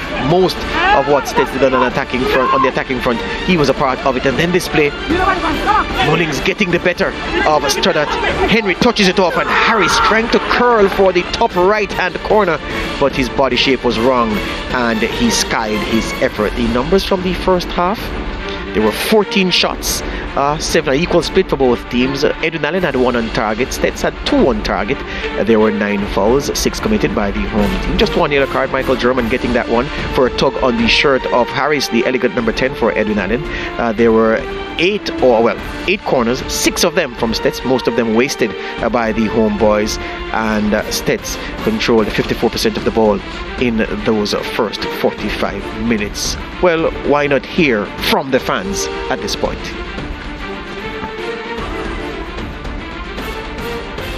Thank you, George. Thank you, Dwight. Well, it's a 1-0 here at halftime in favor of the home team, St. Elizabeth Technical High School.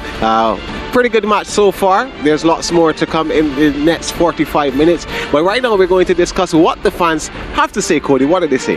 Well, Gerard and viewers, the fans on social media, they're happy and excited. Some on YouTube are saying, well, DJ says he's a fan of CC, but he wants Edwin Allen to win. All cups go to Clarendon. Clarendon, 3 Clarendon schools in 2 finals this year, so yeah. Right, and Sadiq predicts that Edwin Allen will win a score 3-2. So we'll have to see about that, right? Yeah, well, YouTube, the match is actually live on the YouTube SportsMax TV YouTube page, and I must say good afternoon to all of the viewers on that platform. I have a couple predictions as well myself. They're coming from Instagram this time on the SportsMax TV Instagram page. Let's win 1-0. That's from One Law Banker. Malik_7 says 3-1 to Stets. So that's the second 3-1 Stets scoreline prediction that we have so far, because remember Derville said earlier this morning, earlier this afternoon, that he expects a 3-1 win for Stets. They're leading 1-0 so far, another 45 minutes to play, but we'll see how this ends up, because Edwin Allen, they too want to win this cup. That's true. They're not going to lay down and play dead. Definitely not. Yeah. They're going to be working hard in the second half, because they realize that, you know, Stets won up them in the first half, so they're going to be working hard. Exactly. Well, I know that this is a final, and some people like yourself, Cody, have experience playing in finals, whether it be semi or whatever, but I know that for a fact that playing in finals is not easy. I've played in a couple of finals myself, both in cricket and in volleyball. Lost some, won some. Different feelings. I know how it feels to lose, I know how it feels to win. Of course, winning is ecstatic, but when you lose, although, well, it takes a long time, but at some point you do feel that you're happy, you're content with the fact that you made it to the final, but you wish you could do more. That is right. Every time we all go to finals, if we play sports, all of us playing sports, we feel good that we get to the finals, and even if we don't win, we definitely made people proud for getting that far. That's right. That's right. And we're gonna take a break, and when we come back, you know, we'll have second half action.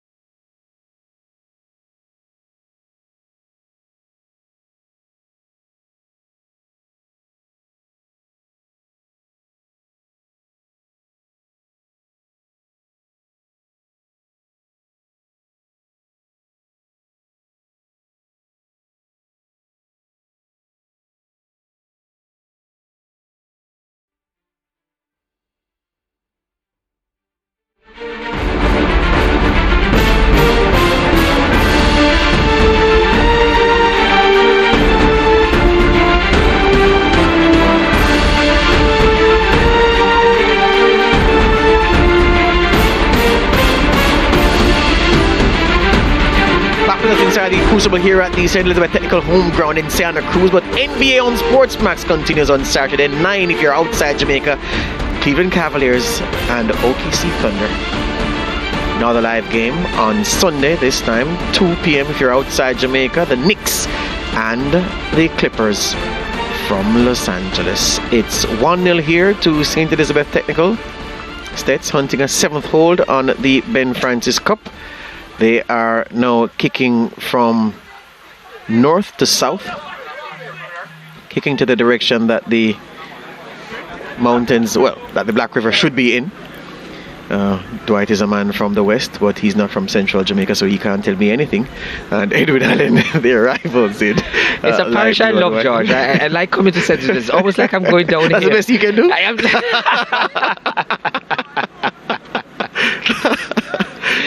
Yes, and I know about the breadbasket. A parish with very little rainfall, they say at times, but produce more food than any other in the country. So there you go, George. I know a little bit more. There you go, Alfred. All right. Ralton Nemhard, our referee, getting ready to send us underway for this second half. And the countdown clock never stops running. It stops on 0 now, and it's time for us to get underway. So Hendricks in possession for Stets in the second half. We did comment at the end of the first half, Dwight, that though leading, Stets had, I don't know if they had stepped off the gas or their foot was removed from the gas, but they hadn't kicked on from going in front. Yeah, I just didn't see the energy from them going. I guess it was easy for them too. They weren't bothered too much either. The fact that they didn't kick on, and we see that infringement. But yeah, you feel coming in the second half, they'll want to kill this game off as early as possible. It's only 1 goal in it, and they know this Edwin Allen team just need a sniff of it. They have players up front who can really hurt Stets. Ferron's long ball is returned. This is Brown over the top, asking German to sprint. A willing runner, but not even he has the wheels to get to that one. One of the co-captains, Howell, is in possession now for Edwin Allen. We'll also wait to see what Edwin Allen will do, if anything different from the first half, because they really were too easy to deal with. But we see again Thomas there. Brown off the left foot. I'm not quite sure which foot is his stronger foot, right or left, because he kicks like a mule with both, meaning the power, not the direction. And he can dribble on either side. 19 years old, Raheem Brown. And a master tactician, it must be said. I'm keen to see what he does in his senior career. Ball flicked over. The ball breaks down, man on the track. Strike and goal! Oh, what an equalizer! Alwyn Bryan, the ball broke to him. His first shot was nothing much. The second one was everything he could have hoped for. How that didn't bore a hole in the net, I don't know. But just like that, Edwin Allen have exploded back into this contest. The ball exploding from the right foot of Alwyn Bryan. The scoreline now 1-1. It's game on. That's a powerful strike from him. He couldn't really realize his luck, the fact that he got a second. And look at that, it was a direct play of field. It found Henry and he won the other, and once it fell to the goal scorer Bryan, I got a second bite at the cherry. There was no chance goalkeeper Wellington was going to stop that one, but he scuffed his first shot, but the ricochet came back to him. It was going wide, but that one was going only one way, and that was hitting the back of the net with force. Wellington going the other way, and again the direct play, George, really coming to their rescue, Edwin Allen. Well, I tell you what, when that ball rifled into the top right hand corner, the entire Edwin Allen bench leaped almost as if choreographed unison, celebrating that one. Couldn't believe that they had the chance to get the equalizer so early, that they grabbed the chance to get the equalizer so early. And yeah, we're only in the 48th minute, so only 3 minutes into the second half, and Edwin Allen right back in it. The team talk perhaps worked a treat. They were lucky, but guess what? You have to grab your luck with both hands, and that they did. I think what they did to team talk, yes, but they went back to a simple thing, a direct style of play. That ball was lumped from deep into their half, and you don't come into a final and all season long you've been doing one thing, getting success, and you look to change it here. Good sense has prevailed, and though we see that the goal scorer daily down for St. Elizabeth Technical, High School here. May have gotten stamped on accidentally on Igos Daly.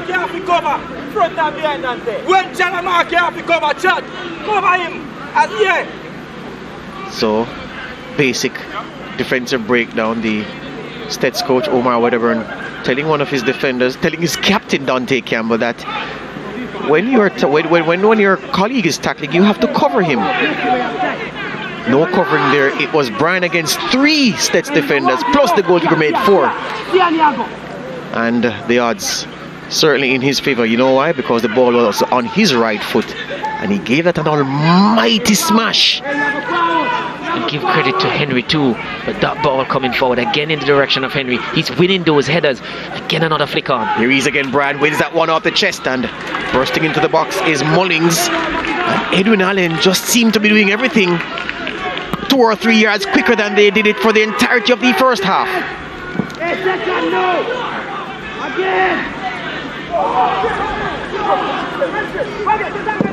German just trying his luck.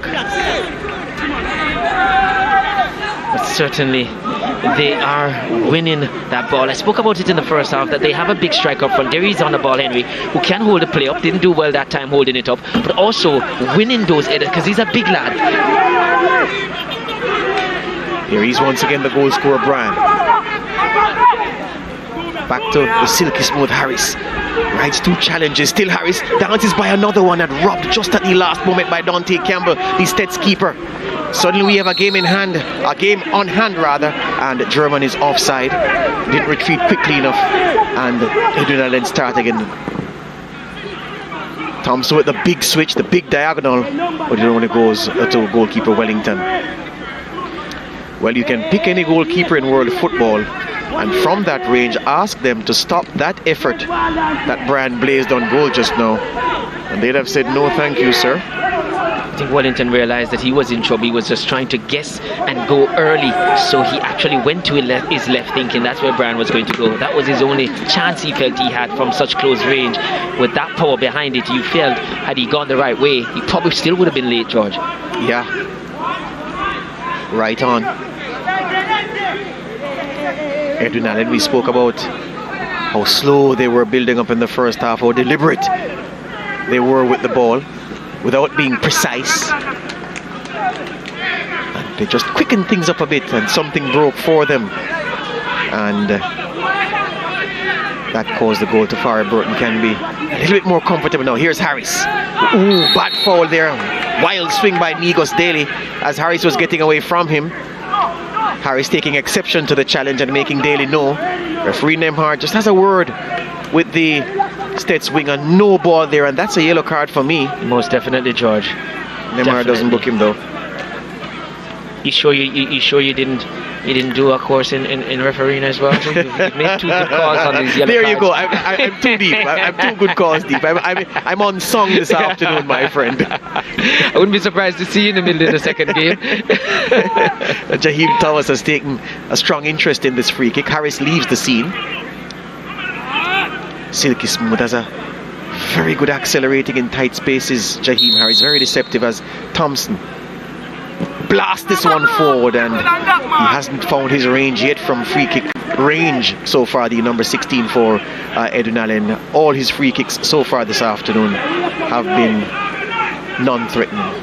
Yeah, I was surprised there. I felt Harris or Henry might have been, but I guess on that occasion he wanted to try his luck again. I'm sure if we'll see him on another one, or if it was more central, maybe Harris or Henry would have gone for it. Bad kick out by Wellington. This is Henry, Richard Henry, dribbles by Hendricks. Still Henry going. A battle of 2 strong men there, because although Richard Henry is tall and strong, muscular, Hendricks is also muscular, a little bit shorter than the big man for Edwin Allen.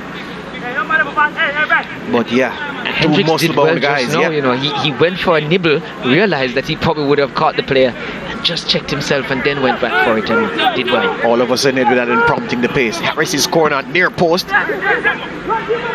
Clearance not. Curls it back in, and Wellington catches it easily. Stets Caught in a bit of a speed trap right now. Ooh, hard fall. Wow, hard fall there by Javon Thompson, going high and landing awkwardly. German looking up back for him. Not illegal. He was grabbing his shirt. Don't think Nemhard saw that, referee Nemhard, and that's what unbalanced Thompson, and that was a very hard fall. The kind of fall, I've had a couple of those, Dwight. You feel as if every organ in your body has been shaken, almost as if there's a blender inside your body when you fall. You're right with that one, George. Not the most pleasant experience to have, and the German has to be careful too. He's on a yellow card. Yes. So he wouldn't want to give referee Nemhard any cause to consider something else. Although he has been really generous so far this game, Nemhard. I guess he would say that he's just ensuring that 11 players get You're too wide when we lose the ball in the midfield. Right? The line is not organized. We have to organize that line better. You get what I'm saying? Alright? So what I'm saying, if the ball comes to the person that you are marking, CEEN is like about 4 yards away. So just in case that guy win the ball, he can lay it off. I don't want that. I want CEEN closer. So him lose, so him lay it off. Coordinating there among CEEN Morgan, number 11, his ball handler in the midfield, telling his team that he does, the gaps between the men in the midfield ought not to be that big, is the point he's making, Dwight. Yeah, quite simple. He wants players to be under pressure. He knows their quality in the middle of the park. If you're about space and time, equal quality, and if you're a quality player, they hurt you. He knows what can happen. Jeffrey Henry beaten to it by Brian, but recovers well, Henry. Henry will concede a throw so his team can reset. Nothing wrong with that. And you see, George, with the ball in the attacking third for Edwin Allen, really unsettling the St. Elizabeth defence. It was too comfortable first half, as I said, far away from goal, passing slowly. That's where they want it. Even if they lump forward to get that second ball, it's in the attacking third they want it. Harris, lovely turn by him. The cross comes in. Oh, he hit the goalkeeper. Didn't know anything about it. Raheem Brown runs in deep to help his defence once again. Expertly done by the number 10, Nigos Daly. The ball breaks for Miller. Forward to German. German's first touch for once isn't good though. And the Edwin Allen boys have it again. They've dominated this second half so far. A player is down for Edwin Allen, and that was called to the attention of the referee by the Edwin Allen bench.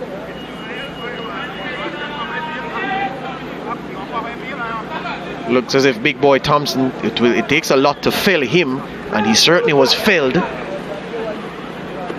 Holding the calf and then holding the head.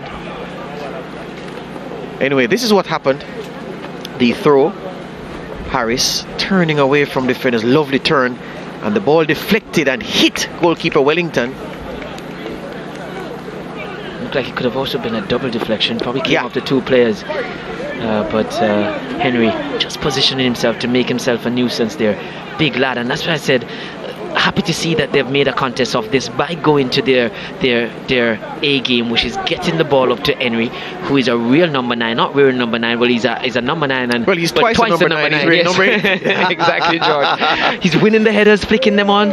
He assisted on that goal, that equalising goal for Brian with that flicked on header. And after that, I saw Edwin Allen playing a few ball in his direction, winning the headers again, flicking that on. He's smart as well, knowing that there's a willing runner beyond him once he gets the ball in his direction. And Edwin Allen playing to their strength now, and you feel that's why they're back in the game. And if they're going to really win this one, they're going to have to just keep plugging away that particular way. I tell you what, the students here at Stets looking on, you sense the nerves in the crowd as German breaks for them, turns into trouble when he had support to his right. Here comes Thompson once again for Edwin Allen. All of a sudden, the Northern Clarendon team bossing this game. Far side battle that Mullings loses to Stoddart. Stoddart taking exception to how closely Mullings is playing him. The winger getting under the defender's skin.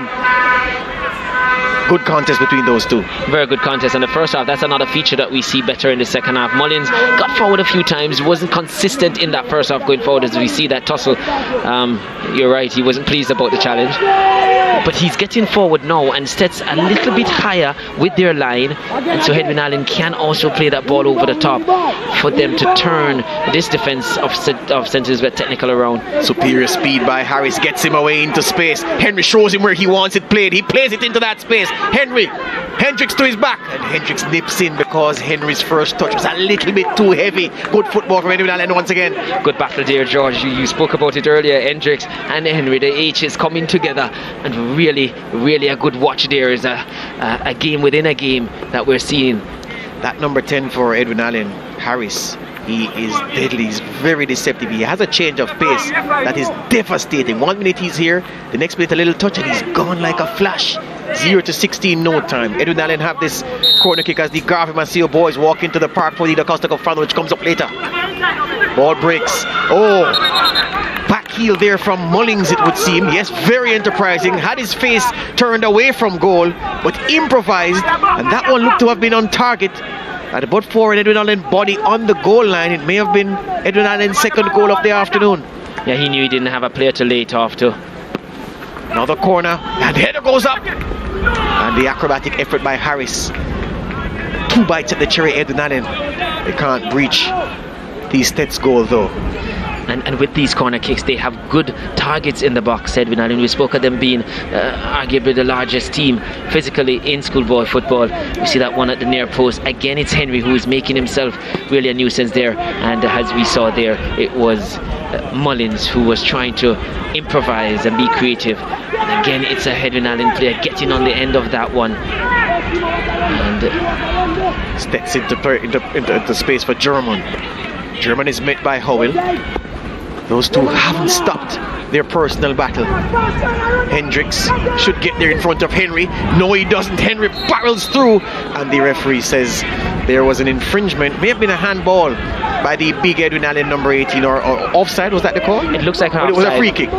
It was offside because I didn't see the assistant referee. It couldn't have been offside because when the ball bounced, Hendricks turned to chase and he scored. So 2 men were between Henry and the ball. So it must have been a free kick. It looked like a handball, but the assistant Yising didn't really wave the flag before. He just went up straight, and it would look like an offside call. Not saying that he's right with it, but that's the signal that came. There you go. Douglas does well and plays Raheem Brown. His touch is too heavy, but he recovers possession and tries to place Daly, who has loads of space down the right. Ball will bounce and Kimani Matthews collects easily for Edwin Allen. Meanwhile, Stetsman down on the far side. So Mario Douglas looks like a right knee problem that he's having. So far a game of 2 halves. Certainly Edwin Allen was not at the races. You even said it in your comments in the first half that they haven't really created much, haven't seen anybody taking charge of the game.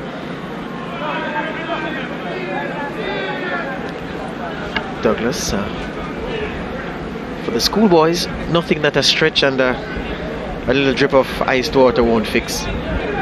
He'll be back up and running in no time. And suddenly it's the home team that really needs to get a grip, because after going up, they didn't kick on, almost sleepwalked their way to halftime. It was easy for them because Edwin Allen was an inactive ingredient in the mix. But come the second half, the Northern Clarendon boys flew out the traps. And you know, perhaps if it was a scuffed finish, it wouldn't have energized them as much, Dwight. But because it was a cracking finish from inside the 18-yard box, all of a sudden, every Edwin Allen man suddenly felt 10 feet tall. That's a good point you make, George. Henry has Harris in support. Harris on the left foot. Harris scores the second for Edwin Allen. Just like that, Northern Clarendon are waiting to toast their boys. 2-1 up from behind in this Ben Francis Cup final. Henry the provider-in-chief and the silky smooth Harris, like a Lamborghini finely tuned on the showroom floor, took it on the left foot, looked at what he wanted to do, and then did it with a plum. That's 2-1 for you. Edwin Allen were trailing. Now they're in front. And why on earth would they not play that way? Why on earth would they not look to their target number 9? Well, they're 9 in terms of position, but they're number 18. Again, ball coming long to him. Again, a ball you felt SportsMax should have dealt with, technical should have dealt with, but then once it was laid off to the goal scorer there, he wasn't going to make any mistake. Harris, beautiful cross goal shot, and it left Wellington with no chance. Covering, overcompensating at his near post, which you expect the goalkeeper to do, but expertly placed by Harris, and that's a beautiful goal. Again, playing route one, playing to their style. That's his 7th goal of the season, and certainly probably the most important one you'll feel for him. And as the scoreline suggests, it is Edwin Allen leading this one by 2-1, coming from behind. Yeah, stats were down to 10 when that happened, and because the Mario Douglas was off the field. And I'm suggesting to you that Omar Crocodile Wedderburn, the stats coach, has a small problem on his hands. Speaking of hands, handball on that play. You call it a small problem. He said this was the biggest game in schoolboy football this season. Don't talk about the Costa Cup, don't talk about Champions Cup. This is the game, he said. Well, he has he had some big calls to make, some big decision to make, because he's at home, as they say. And you did kill off that home advantage, George. There it is coming to the fore. No advantage for Stets here so far. So Stets are removing Zamaria Douglas and bringing in number 7. That's Krishna Scott. Douglas's injury seems to be significant enough for him to be withdrawn. Pained look on his face as he jogs to the sideline. Tough to see a boy's afternoon in a big game like this end in this manner. But Zamaria Douglas leaves the field in disappointment, more disappointment than pain. But Krishna Scott gets his chance. Krishna Scott gets his chance to stamp his authority. Well, basically that, to help his team in this game. Brown puts it into the mix. Cleared by the goal scorer Harris. The big man sprints to it. Henry, but doesn't get there. The question you asked, Dwight, where was this Edwin Allen in the first half? Here's Dante Campbell. Henry in the crosshairs, and the back pass is almost comical because the wind carried it just a touch. Campbell rehearsing what he should have done, but he gives away a corner. How much of that was because the big striker Henry was in his rear view mirror closing him down? It had everything to do with it, George. That's certainly the right way to look at it, and he has a big call to make. How does he deal with this ball playing upfield to Henry? Willing runner, but even the ones placed directly to him. Here is Henry bearing down, as you said, he could hear those footsteps. He's a big lad, so when he hits the turf, certainly it comes off with a good sound. Yeah, Dwight, there was some panic in that back pass. There was a lot of panic in that back pass. Anyway, Edwin Allen have a corner once again. They're hungry for more. Ball bounces once, diving header.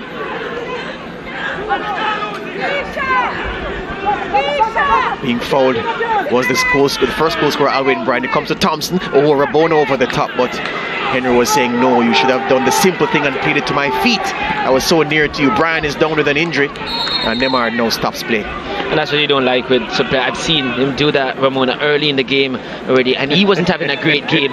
He should just keep it simple. You know what I've been saying. Yes, there was a moment in the first half where his Rabona sent Bryan free down the left hand side. Yes, and he bypassed 2 defenders, so he was trying again. You see, it's the coach in you, Dwight. The things that I would indulge as a spectator, as a coach, it's maddening for you because we have different responsibilities. I want to be entertained. You want to see the football played properly. So it's not that you're wrong. It's just like you're a curmudgeon. You should allow the boys to. Well, the good thing is, as you pointed out, it worked in the first half. Skill in football is not the salad and pile of the shift. It's to use the right technique at the right time, at the right place. In that occasion, it was a very simple pass or wide. Correct, you are, coach. But I take your part, it went high. I'm not going against it. I'm not going against it. But yes, this Edwin Allen team, you asked where it was before. The coaches, they will have to take responsibility. And sometimes coaches have to hold their hands up that we didn't go with the right tactics. Yes, so it's a water break too. But let me ask you this question, Dwight. Given your privileged position as the coach conditioner of the Costa Cup team, when we see teams playing slowly, for instance, the way Edwin Allen spoke. Well, let's hear a bit of this. So relax and concentrate. We not lose this game, I know. We not lose this game. Some don't know what we have in mind, but we not lose this game. Look at me, man. Believe and fight. Put in an empty in this. Believe and fight.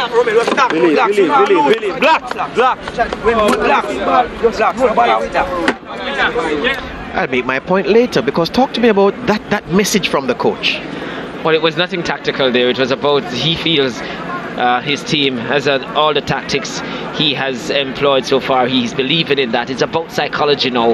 I remember one very good coach said to me, won a lot of things at the Manning Cup level. He said, at this stage, sometimes when you call a player over, it's all about psychology. It's all about trying to get them to believe.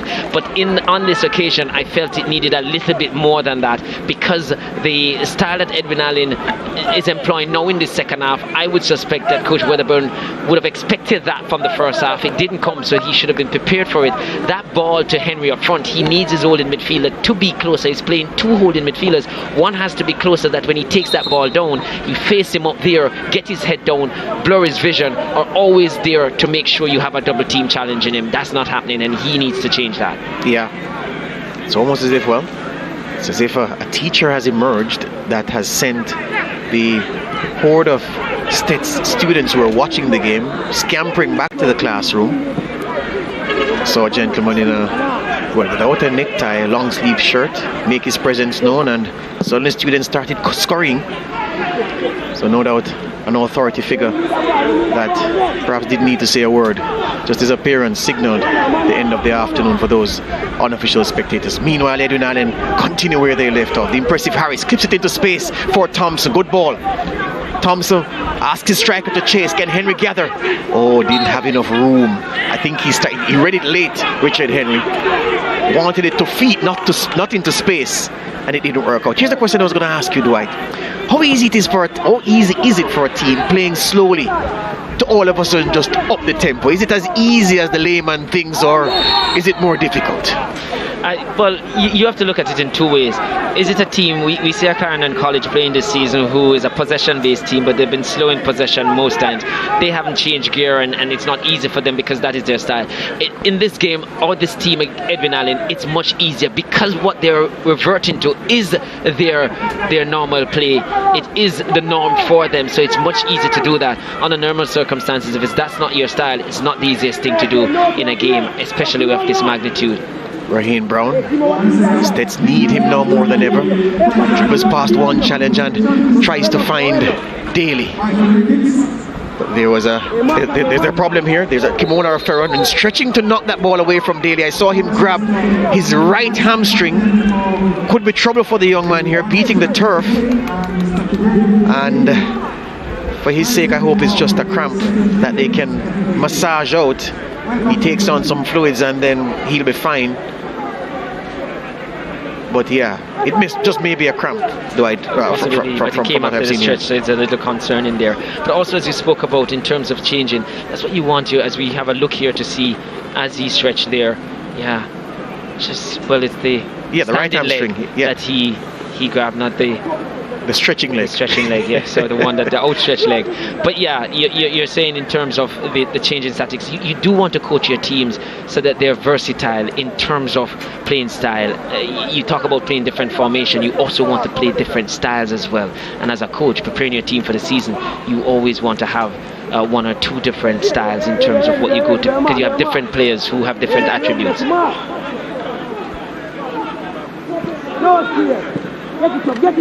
Get it up! Hey, step! Stoddart fires it low. Here's Harris. Gets there just in front of Miller. Anyway, Henry to Hendricks. Hendricks forward into space to Daly. Daly's been quiet in the second half. Works with Brown. Ooh, just took his eye off the ball for a minute, and that's where he lost possession. Henry wins it back though. Daly, his flick goes into touch. Yeah, I think that play with Brown there, he just thought of giving it to Daly.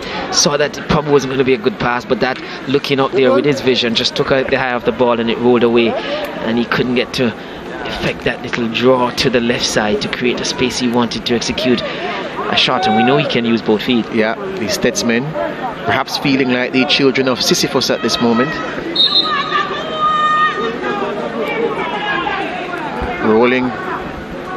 Rolling a big rock up a hill.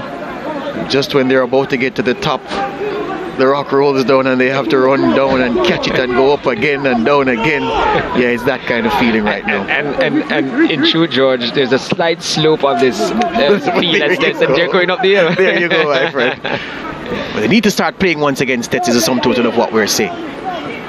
Daly's flick. Brown tentative and assertive was Javon Thompson. Again, boss. German on the left foot just thought of pulling the trigger, but then look who closed him down. The man who he's been battling with all game, Howell, the other number 9, the one for Edwin Allen. The 9s clash, both of them on the floor. Well, he's certainly playing very well as a central defender there. The number 9 really has had a good game. And George, you talk about him not losing many duels, if any at all today. Certainly showing that he's the bigger number 9 as well. Yeah, you would expect. It's been a strange season for the players. No pre-season in real terms. So, not surprising. Henry catches that one on the big chest. And Brian battling with Henry. Still Brian. And it runs away from him behind for a goal kick. And we look at it and we speak about it, George, from up here in terms of dealing with that long ball to Henry as we see him going down. It looks like some cramped. And you talk about the pre-season or lot thereof. We saw early through in the season or in the games we've covered with St. Elizabeth, a lot of the attacking players were pulled off 70 minutes or 75 minutes. And Wedderburn, when I asked him about it, he said it's trying to keep them fresh because of the lack of that pre-season, the sharpness, the fitness level that's not there. And we tend to think that because they're children, I hate the word kids, but because they're children, that nothing will damage them, nothing will phase them. No, they have to be managed from that perspective. Anyway, Stets Edwin Allen looking to freshen things up, Dwight. They're preparing number 12 to come in, Kasif Jones. He plays at right back, so they're going to make a change in that position. Because the man who we saw stretch just now and injured his hamstring, Kimola Ferron, can't continue. He's helped his team into a 2-1 lead and will be hoping desperately that his replacement Jones can maintain the lead all the way to the finish. Well, we see them looking to switch around because Ferron was in that left back position. We see Brian, first goal scorer, just dropping back to take up that position. And just a little shifting around here. Scott for Stets. Out to Douglas, to Daly, beg your pardon. The pass is too heavy. It's not quite rolling for Stets. Wedderburn must roll his best dice to try to get back into this contest. Miller. How many passing options does he have? Many. Uses Scott. Oh, Scott can't beat Harris. Good option there to Scott. Scott just need to play a very good pass and a little rounder there and he would have been out of the little tight area. Here's Thompson over the top, asking Mullings to renew his battle with Stoddart. But the ball is into touch. And the referee indicates it's a throw to Edwin Allen. I thought it was a Stets throw. So too did the Stets man Stoddart on that far side. Edwin Allen in no rush to take this throw. And why would they be? Why should they be? 77th minute, they have a 2-1 lead on the home ground of their rivals today. They're going to play this game at their own pace. Henry takes down that barrel chest, kills it first time. Robbed off it though. Oh, lovely turn through crowd by Thompson. And the new man Jones is beaten to it. And here comes Stets on the counter attack. Smith to Daly. Smith trying to find Brown. Brown. Change of pace and bursts clear down the left hand side. Still Rohane Brown. Loses the handle on the dribble though. The Stets bench bowling for handball. The referee ignoring them. And Thompson. Bad pass by Thompson because there was space for Harris to run into. Stets take possession once again. Foul on the, well, just outside the 18-yard box. And a free kick for the boys in blue and yellow and gold. Yeah, St. Elizabeth Technical seemingly coming to life. Seemingly coming to life there in terms of putting some pressure.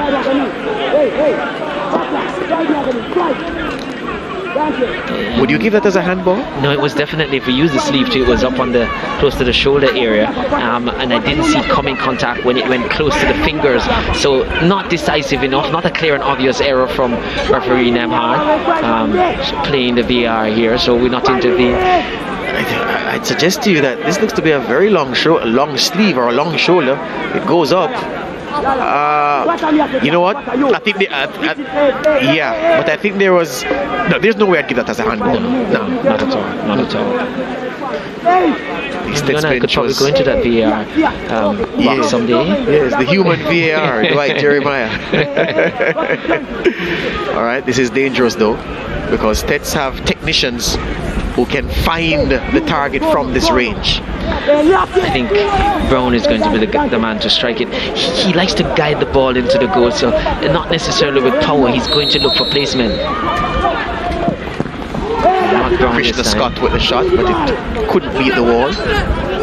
And stood out with the trying to do the Zidane roly-poly, but not tall enough to be Zidane. It goes behind for a goal kick. Meanwhile, an Edwin man is down. When you talk about them managing the game, George, or slowing the game down, you can tell maybe that's something that Coach Barton has said in terms of once you're in front, we take the life out of it. And it has come at a point when St. Elizabeth Technical High School was having a little bit of dominance, getting some joy. They wouldn't like this, and they're not liking this at all. The SportsMax app moment is coming up now. And here we go with the third goal of the game. The SportsMax app moment. Long ball out of the back that Henry wins possession of, lays off to Harris. Harris off the left foot, and look at that. Precision, placement, goal for Edwin Allen. That's how they found the lead in this Ben Francis Cup final. The question is, will that goal lead them to the first schoolboy football title in their history? That's the SportsMax app moment. You can watch 19 channels on the SportsMax app. There you can find the NBA, La Liga, the English Premier League through Rush, horse racing from Caymanas Park, schoolboy football, Jamaica Premier League, WTA tennis, the SportsMax zone. Coming soon, the Dwight Jeremiah VAR show. Great, George. I have to employ you as a marketing manager for sure. That's what I studied in university, actually. Oh, awesome. There you go. Awesome. All right. We're a team here. There you go. Brown lines up this free kick for Stets, who need something and need that something now. He's aiming for 1, 2, 3, 4, 5. Blue and gold. Shots the ball across to the back post. Ball breaks. Not cleared yet by Edwin, and it just is cleared.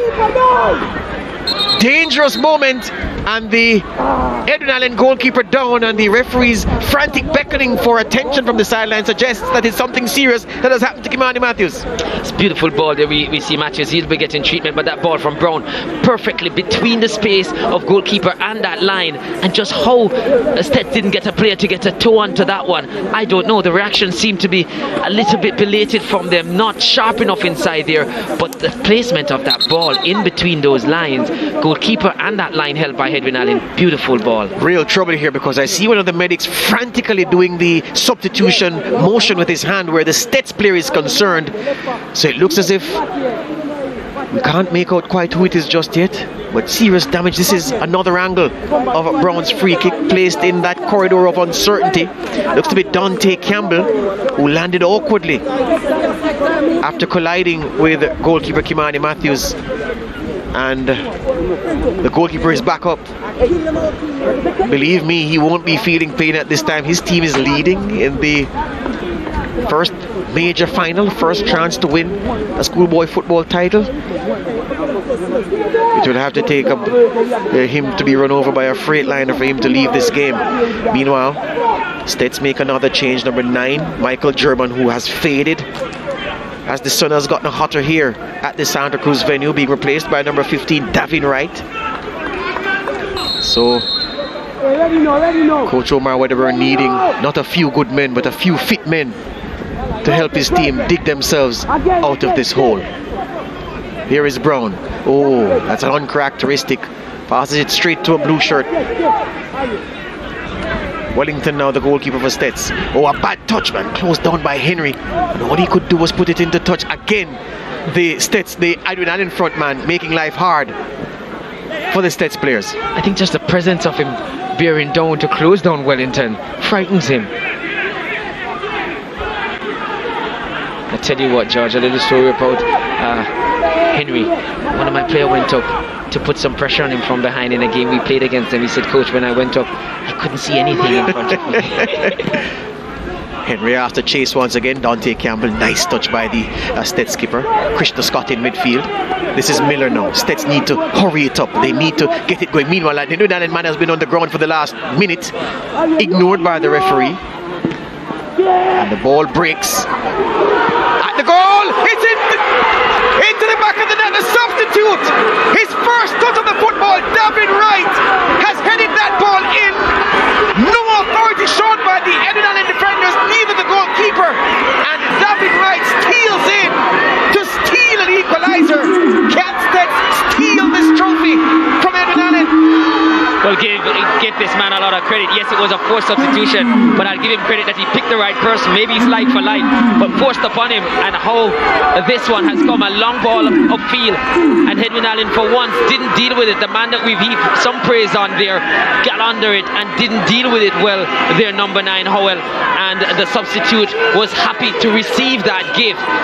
And Wright was in the right place to receive that one, and the right contact he made on that one, a looping header, and the goalkeeper scuffling for all his work, couldn't get across to pick that one out. Edwin Allen won't be pleased because they had a player down, but did they get possession and had opportunity to pass it out? And because it wasn't a head injury, then referee Nemhard wasn't obliged to stop the play, and certainly St. Elizabeth Technical High School here will take that, and the substitute with a golden touch, George. Yeah, Cian Morgan, the man who was down, I too had eyes on him and then turned to the action, but it was the substitute Kassif Jones who was victimized there by Davin Wright's jump, because Wright had a forearm to vault himself up, had a little elevation of Kassif Jones's back, and Jones was immediately under the ball. That's why Howell didn't go across to clear his lines. He was depending on Jones to do the clearing.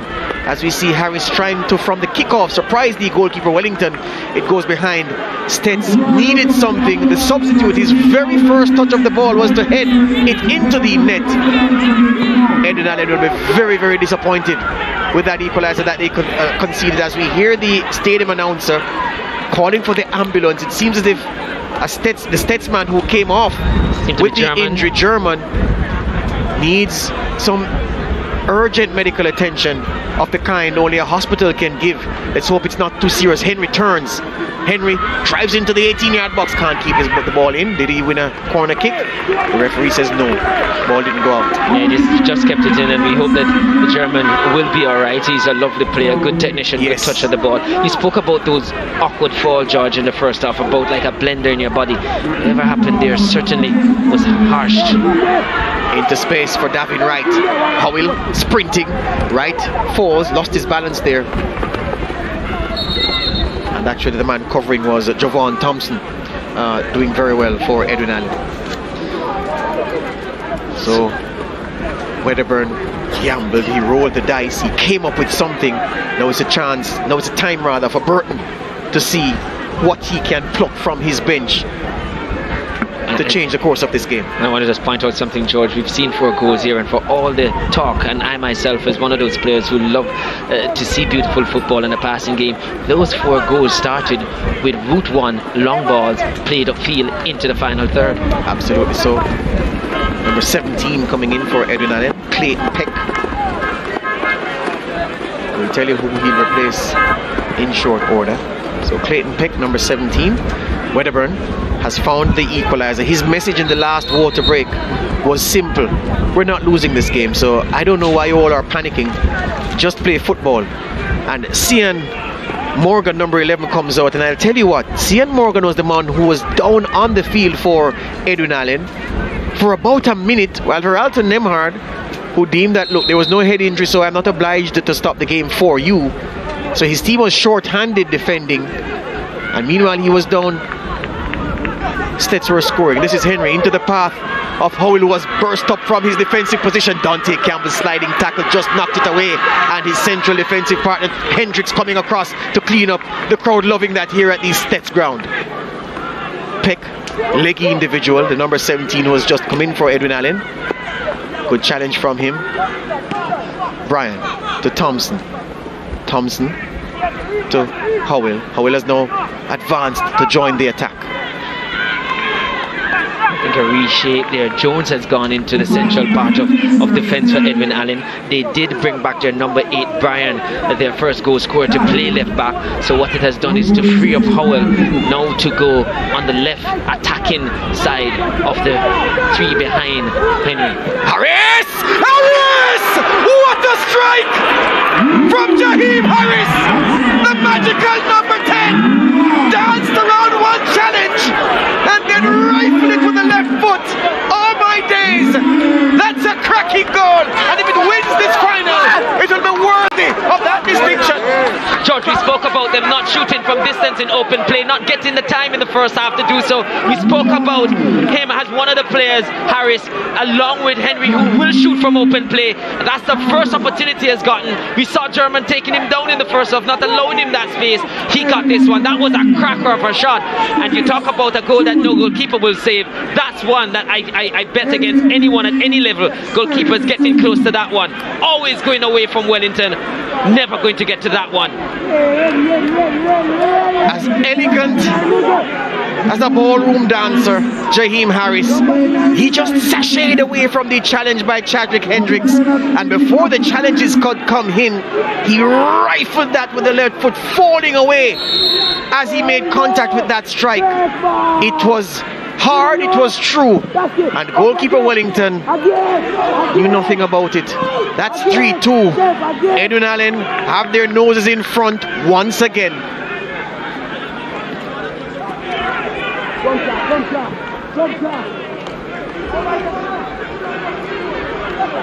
So there are going to be 5 minutes to be added on at the end of this one. It makes sense though, because of the stoppages that we've had. Think about the stoppages in the second half. Anyway, we're not done yet, it doesn't seem. Here's Brian, cautiously breaking, waiting for his striker to give him the right run, and he's robbed by Dante Campbell to the frustration of his striker Henry.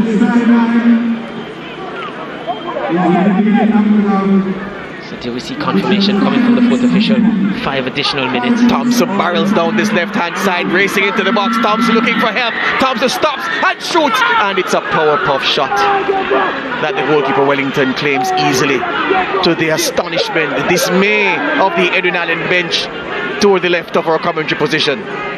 And having executed that shot, he's down. Henry hits and hopes. It hangs in the air. The goalkeeper doesn't catch kindly, and it's rifled on target. But just wide, swinging away just wide at the end. And that was a chance for Stets. That was a chance. Now the man wearing number 8 put goalwards, Ricardo Smith. Well, if that third goal from Edwin Allen was a peach, had that one nestled in the back of the net, that one would be rivaling that one. Game management here by Edwin Allen as we look at the replay of this, and just trying to contort his body, Ricardo Smith. And it was the goalkeeper who would have been at fault if that one was nestled in the back of the net, more like a volleyball swat down. The easy thing is to say he didn't get the technique right, but it looked good from here with the connection. The connection just not getting there.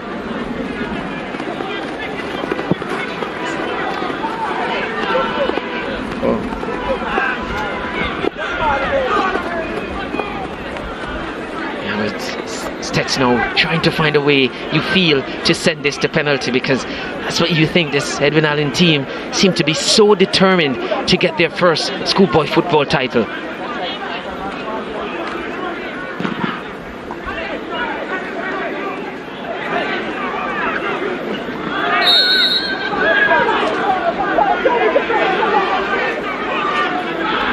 they find a way back, St. Elizabeth Technical High School. Henry sends this forward, met by Harris. A man of the match display from the Edwin Allen number 10. Campbell gets there before Henry. Henry using his big frame, but beaten to it by Stoddart. Nice touch by Brown. With number 10's clash. And Harris gets the better of Brown in that exchange. Tom. Harris sends it forward. This is the man Mullings. Ball pumped forward once again, holds up in the breeze. Campbell runs on to it, heads it back to his grateful goalkeeper, who feels the presence, well, more than the presence, of Richard Henry. Henry, certainly a dream number 9. He's played really well this afternoon. In terms of position, but certainly a good centre forward, a good target man. Turn of pace by the number 8 man, Ricardo Smith, but loses out. Steads do not have much time. A puff of the cheeks from Dante Campbell, the captain. He needs to dig deeper. His team needs to dig deeper. 95 minutes approach, and they're behind on their home patch. Is this Ben Francis Cup going to be denied them by a top performance from this Edwin Allen team this afternoon? It's one thing to lose, it's another thing to lose a final on your home patch. Stoddart fires this one into the 18-yard box, but it doesn't go to a teammate. Campbell once again in the back, being closed down by Peck. Henry now for Stets, building from the back once again. Krishna Scott fires this one forward. Clearance there into the face of Brown, and Brown is hurt for the minute. I think he'll feel more pain if the final whistle goes and the scoreline is the same. The Stets creator-in-chief. And if it were to end this way and Coach Wedderburn to be asked the question, where did he lose this game or where did his team lose the game, you feel, George, is what you spoke about in the first half. The fact that when they scored the goal, they didn't kick on. And Edwin Allen was blunt up front, wasn't really offering much resistance, and they didn't really take the opportunities. Davin Wright, man who scored the equalizer, his pass just finds its way here to Thompson. Thompson with a shot, blocked. Harris, anywhere will do. These Stets boys watching the clock like the rabbit in a distance race where the runners are looking to see if they're on world record pace. It doesn't matter. The Edwin Allen boys run onto the pitch. They flood the ground here at the St. Elizabeth Technical High School field in Santa Cruz. They are Ben Francis Cup champions for the 2021-22 schoolboy football season. The first schoolboy football title in their history. Their girls have made them sporting famous, but this afternoon their boys have put them on the map. These boys will bring a trophy back to Frankfield for placement in that cabinet. The boys are in town fully for the Frankfield institution. Tough luck for Omar Wedderburn and his Stets boys. What you learn as coaches, and I myself as a coach, Edwin Allen came into this game looking to do something different from the first half. Didn't really go to their playing styles. We see Coach Wedderburn there. They're reflecting on what could have been, but certainly Edwin Allen realized early what should be and went to their normal playing style. It has reaped dividends for them here, and he's walking across Burton to just congratulate his opposite number in Wedderburn. Certainly a job well done by Burton. Wedderburn, a 6-time champions, beaten today by the better team, you feel. 3-2 in the end to Edwin Allen. The man of the match, number 10, Jaheim Harris, a Rolls Royce of a player. He has a first touch and a change of pace that it's just smooth. He goes from 0 to 60 in no time. That's him hugging his teammate and striker Richard Henry. And a really, really wonderful player, young player Jaheim Harris is. I'm always cautious about heaping praise on youngsters. So many of us get caught up in hyperbole and we tell them the grandest things about their talent at a young age. But yeah, Harris looks really, really promising. His future looks bright. 3-2 in the end to Edwin Allen. The Clarendon College, they're the victors, so they take the spoils. Let's look back at highlights now of how they won the Ben Francis Cup title for this season. Geralton Nemhard sent them on the way under the Hudson in the 16th minute. Rahane Brown, defending the Stets creator, back in defense, fires this one upfield. It moves from German to Douglas. Then it will find its way at the feet of Nikos Daly. One touch. Bang! It's a dribbling goal. It's a slow dribble, just rolling by the goalkeeper. It was a bit of a scuffed shot, but it was all that was needed to just drift it away from Kimani Matthews between the Edwin Allen goal, between the sticks for Edwin Allen. And that's how they went in front, Stets, in minute number 16. And then the equalizer just after the interval. Howell pumps it forward. Henry, excellent centre forward play, and Brian, first shot is blocked, and then look at the hammer that he drops for the equalizer. Pick that one out. Wellington, Rommel Wellington, the goalkeeper for Stets, he can't.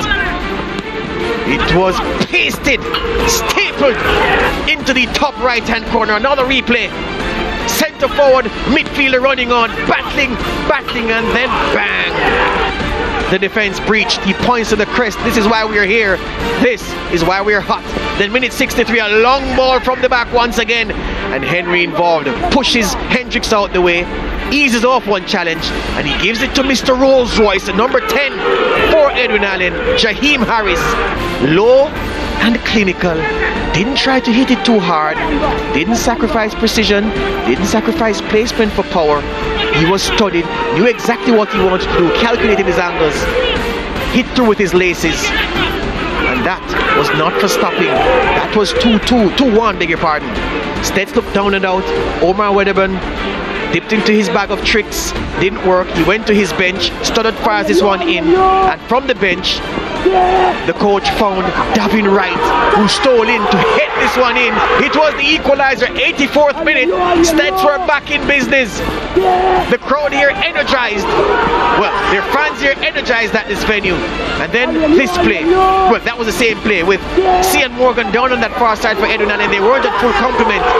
And Stets capitalized to equalize with Davin Wright, number 15. His first touch of the contest.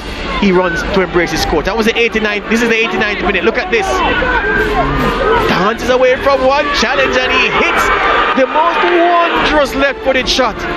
The strike of a lifetime so far for this young man.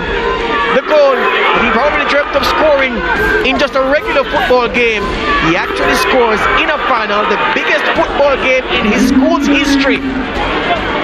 Jaheim Harris, the history man, for Edwin Allen, the history school, and that's how they won the Ben Francis Cup title for 2021-2022. We go now to the statistics.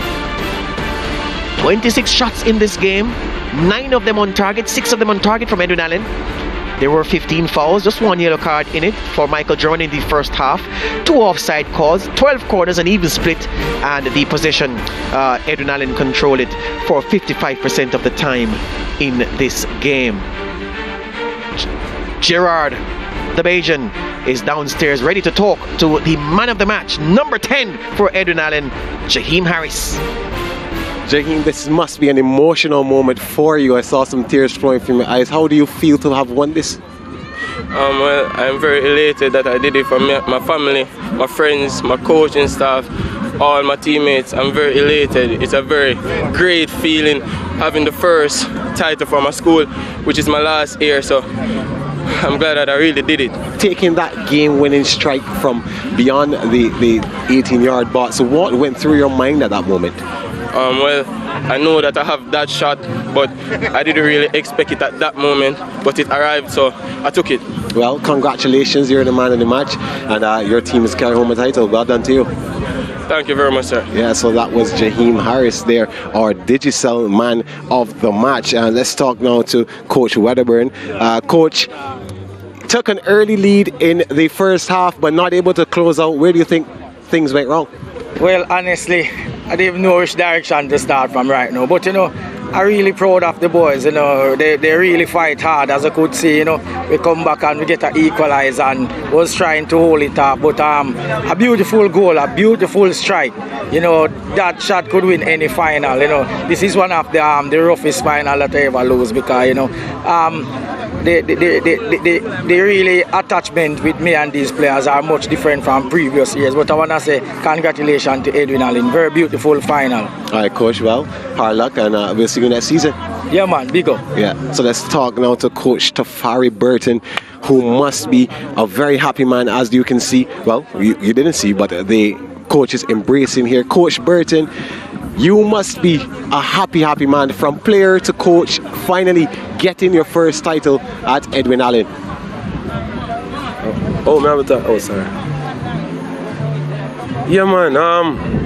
So excited. It's like I'm speechless. You know, but first time in the finals, first major finals at Edwin Allen, and to win it, first time coaching Edwin Allen, you know, and as the coach, listen, it's like my birthday today. What does this mean to Clarendon and Frankfield and Edwin Allen High? Well, I must tell you this though, you know, since I'm at Edwin Allen, you know, the community, past students, PIBA, our principal, Mr. Harris, our HOD, Mr. Dyke, you know, everybody come together and, you know, and say, hey, let's do this. The support behind the football program right now is superb, and I dedicate this to them. You understand? Listen, I can't even find a word right now. I'm just happy for the boys. I'm happy for everybody. You understand? Yeah, man. All right, coach. Well, quickly, how will the team celebrate this win? Well, I know the past students, PIBA, have something planned for them. I have something planned for the football program, right? So the celebration probably be a 3-day celebration. All right, coach. Well, congratulations, and I wish you many more titles. So history made today at the Stets Field, because Edwin Allen, a school founded in 1964, named eponymously for the former Minister of Education in the JLP administration, Edwin Leopold Anel Allen. The man, he is the man who they named the school after. History made today. They win the Ben Francis Cup. Let's break and we come back for the presentation ceremony.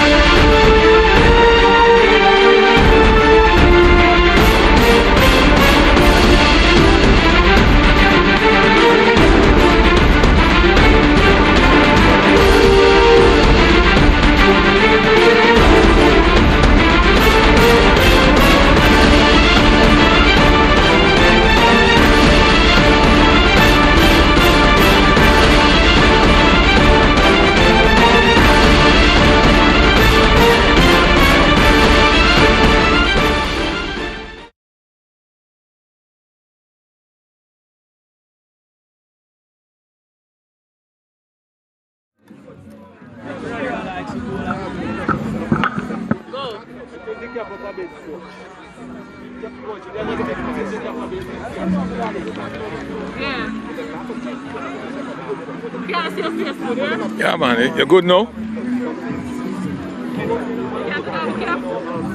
No, sir. I'll go without the cap. Keep the brain cool. Yeah. That's why we're here.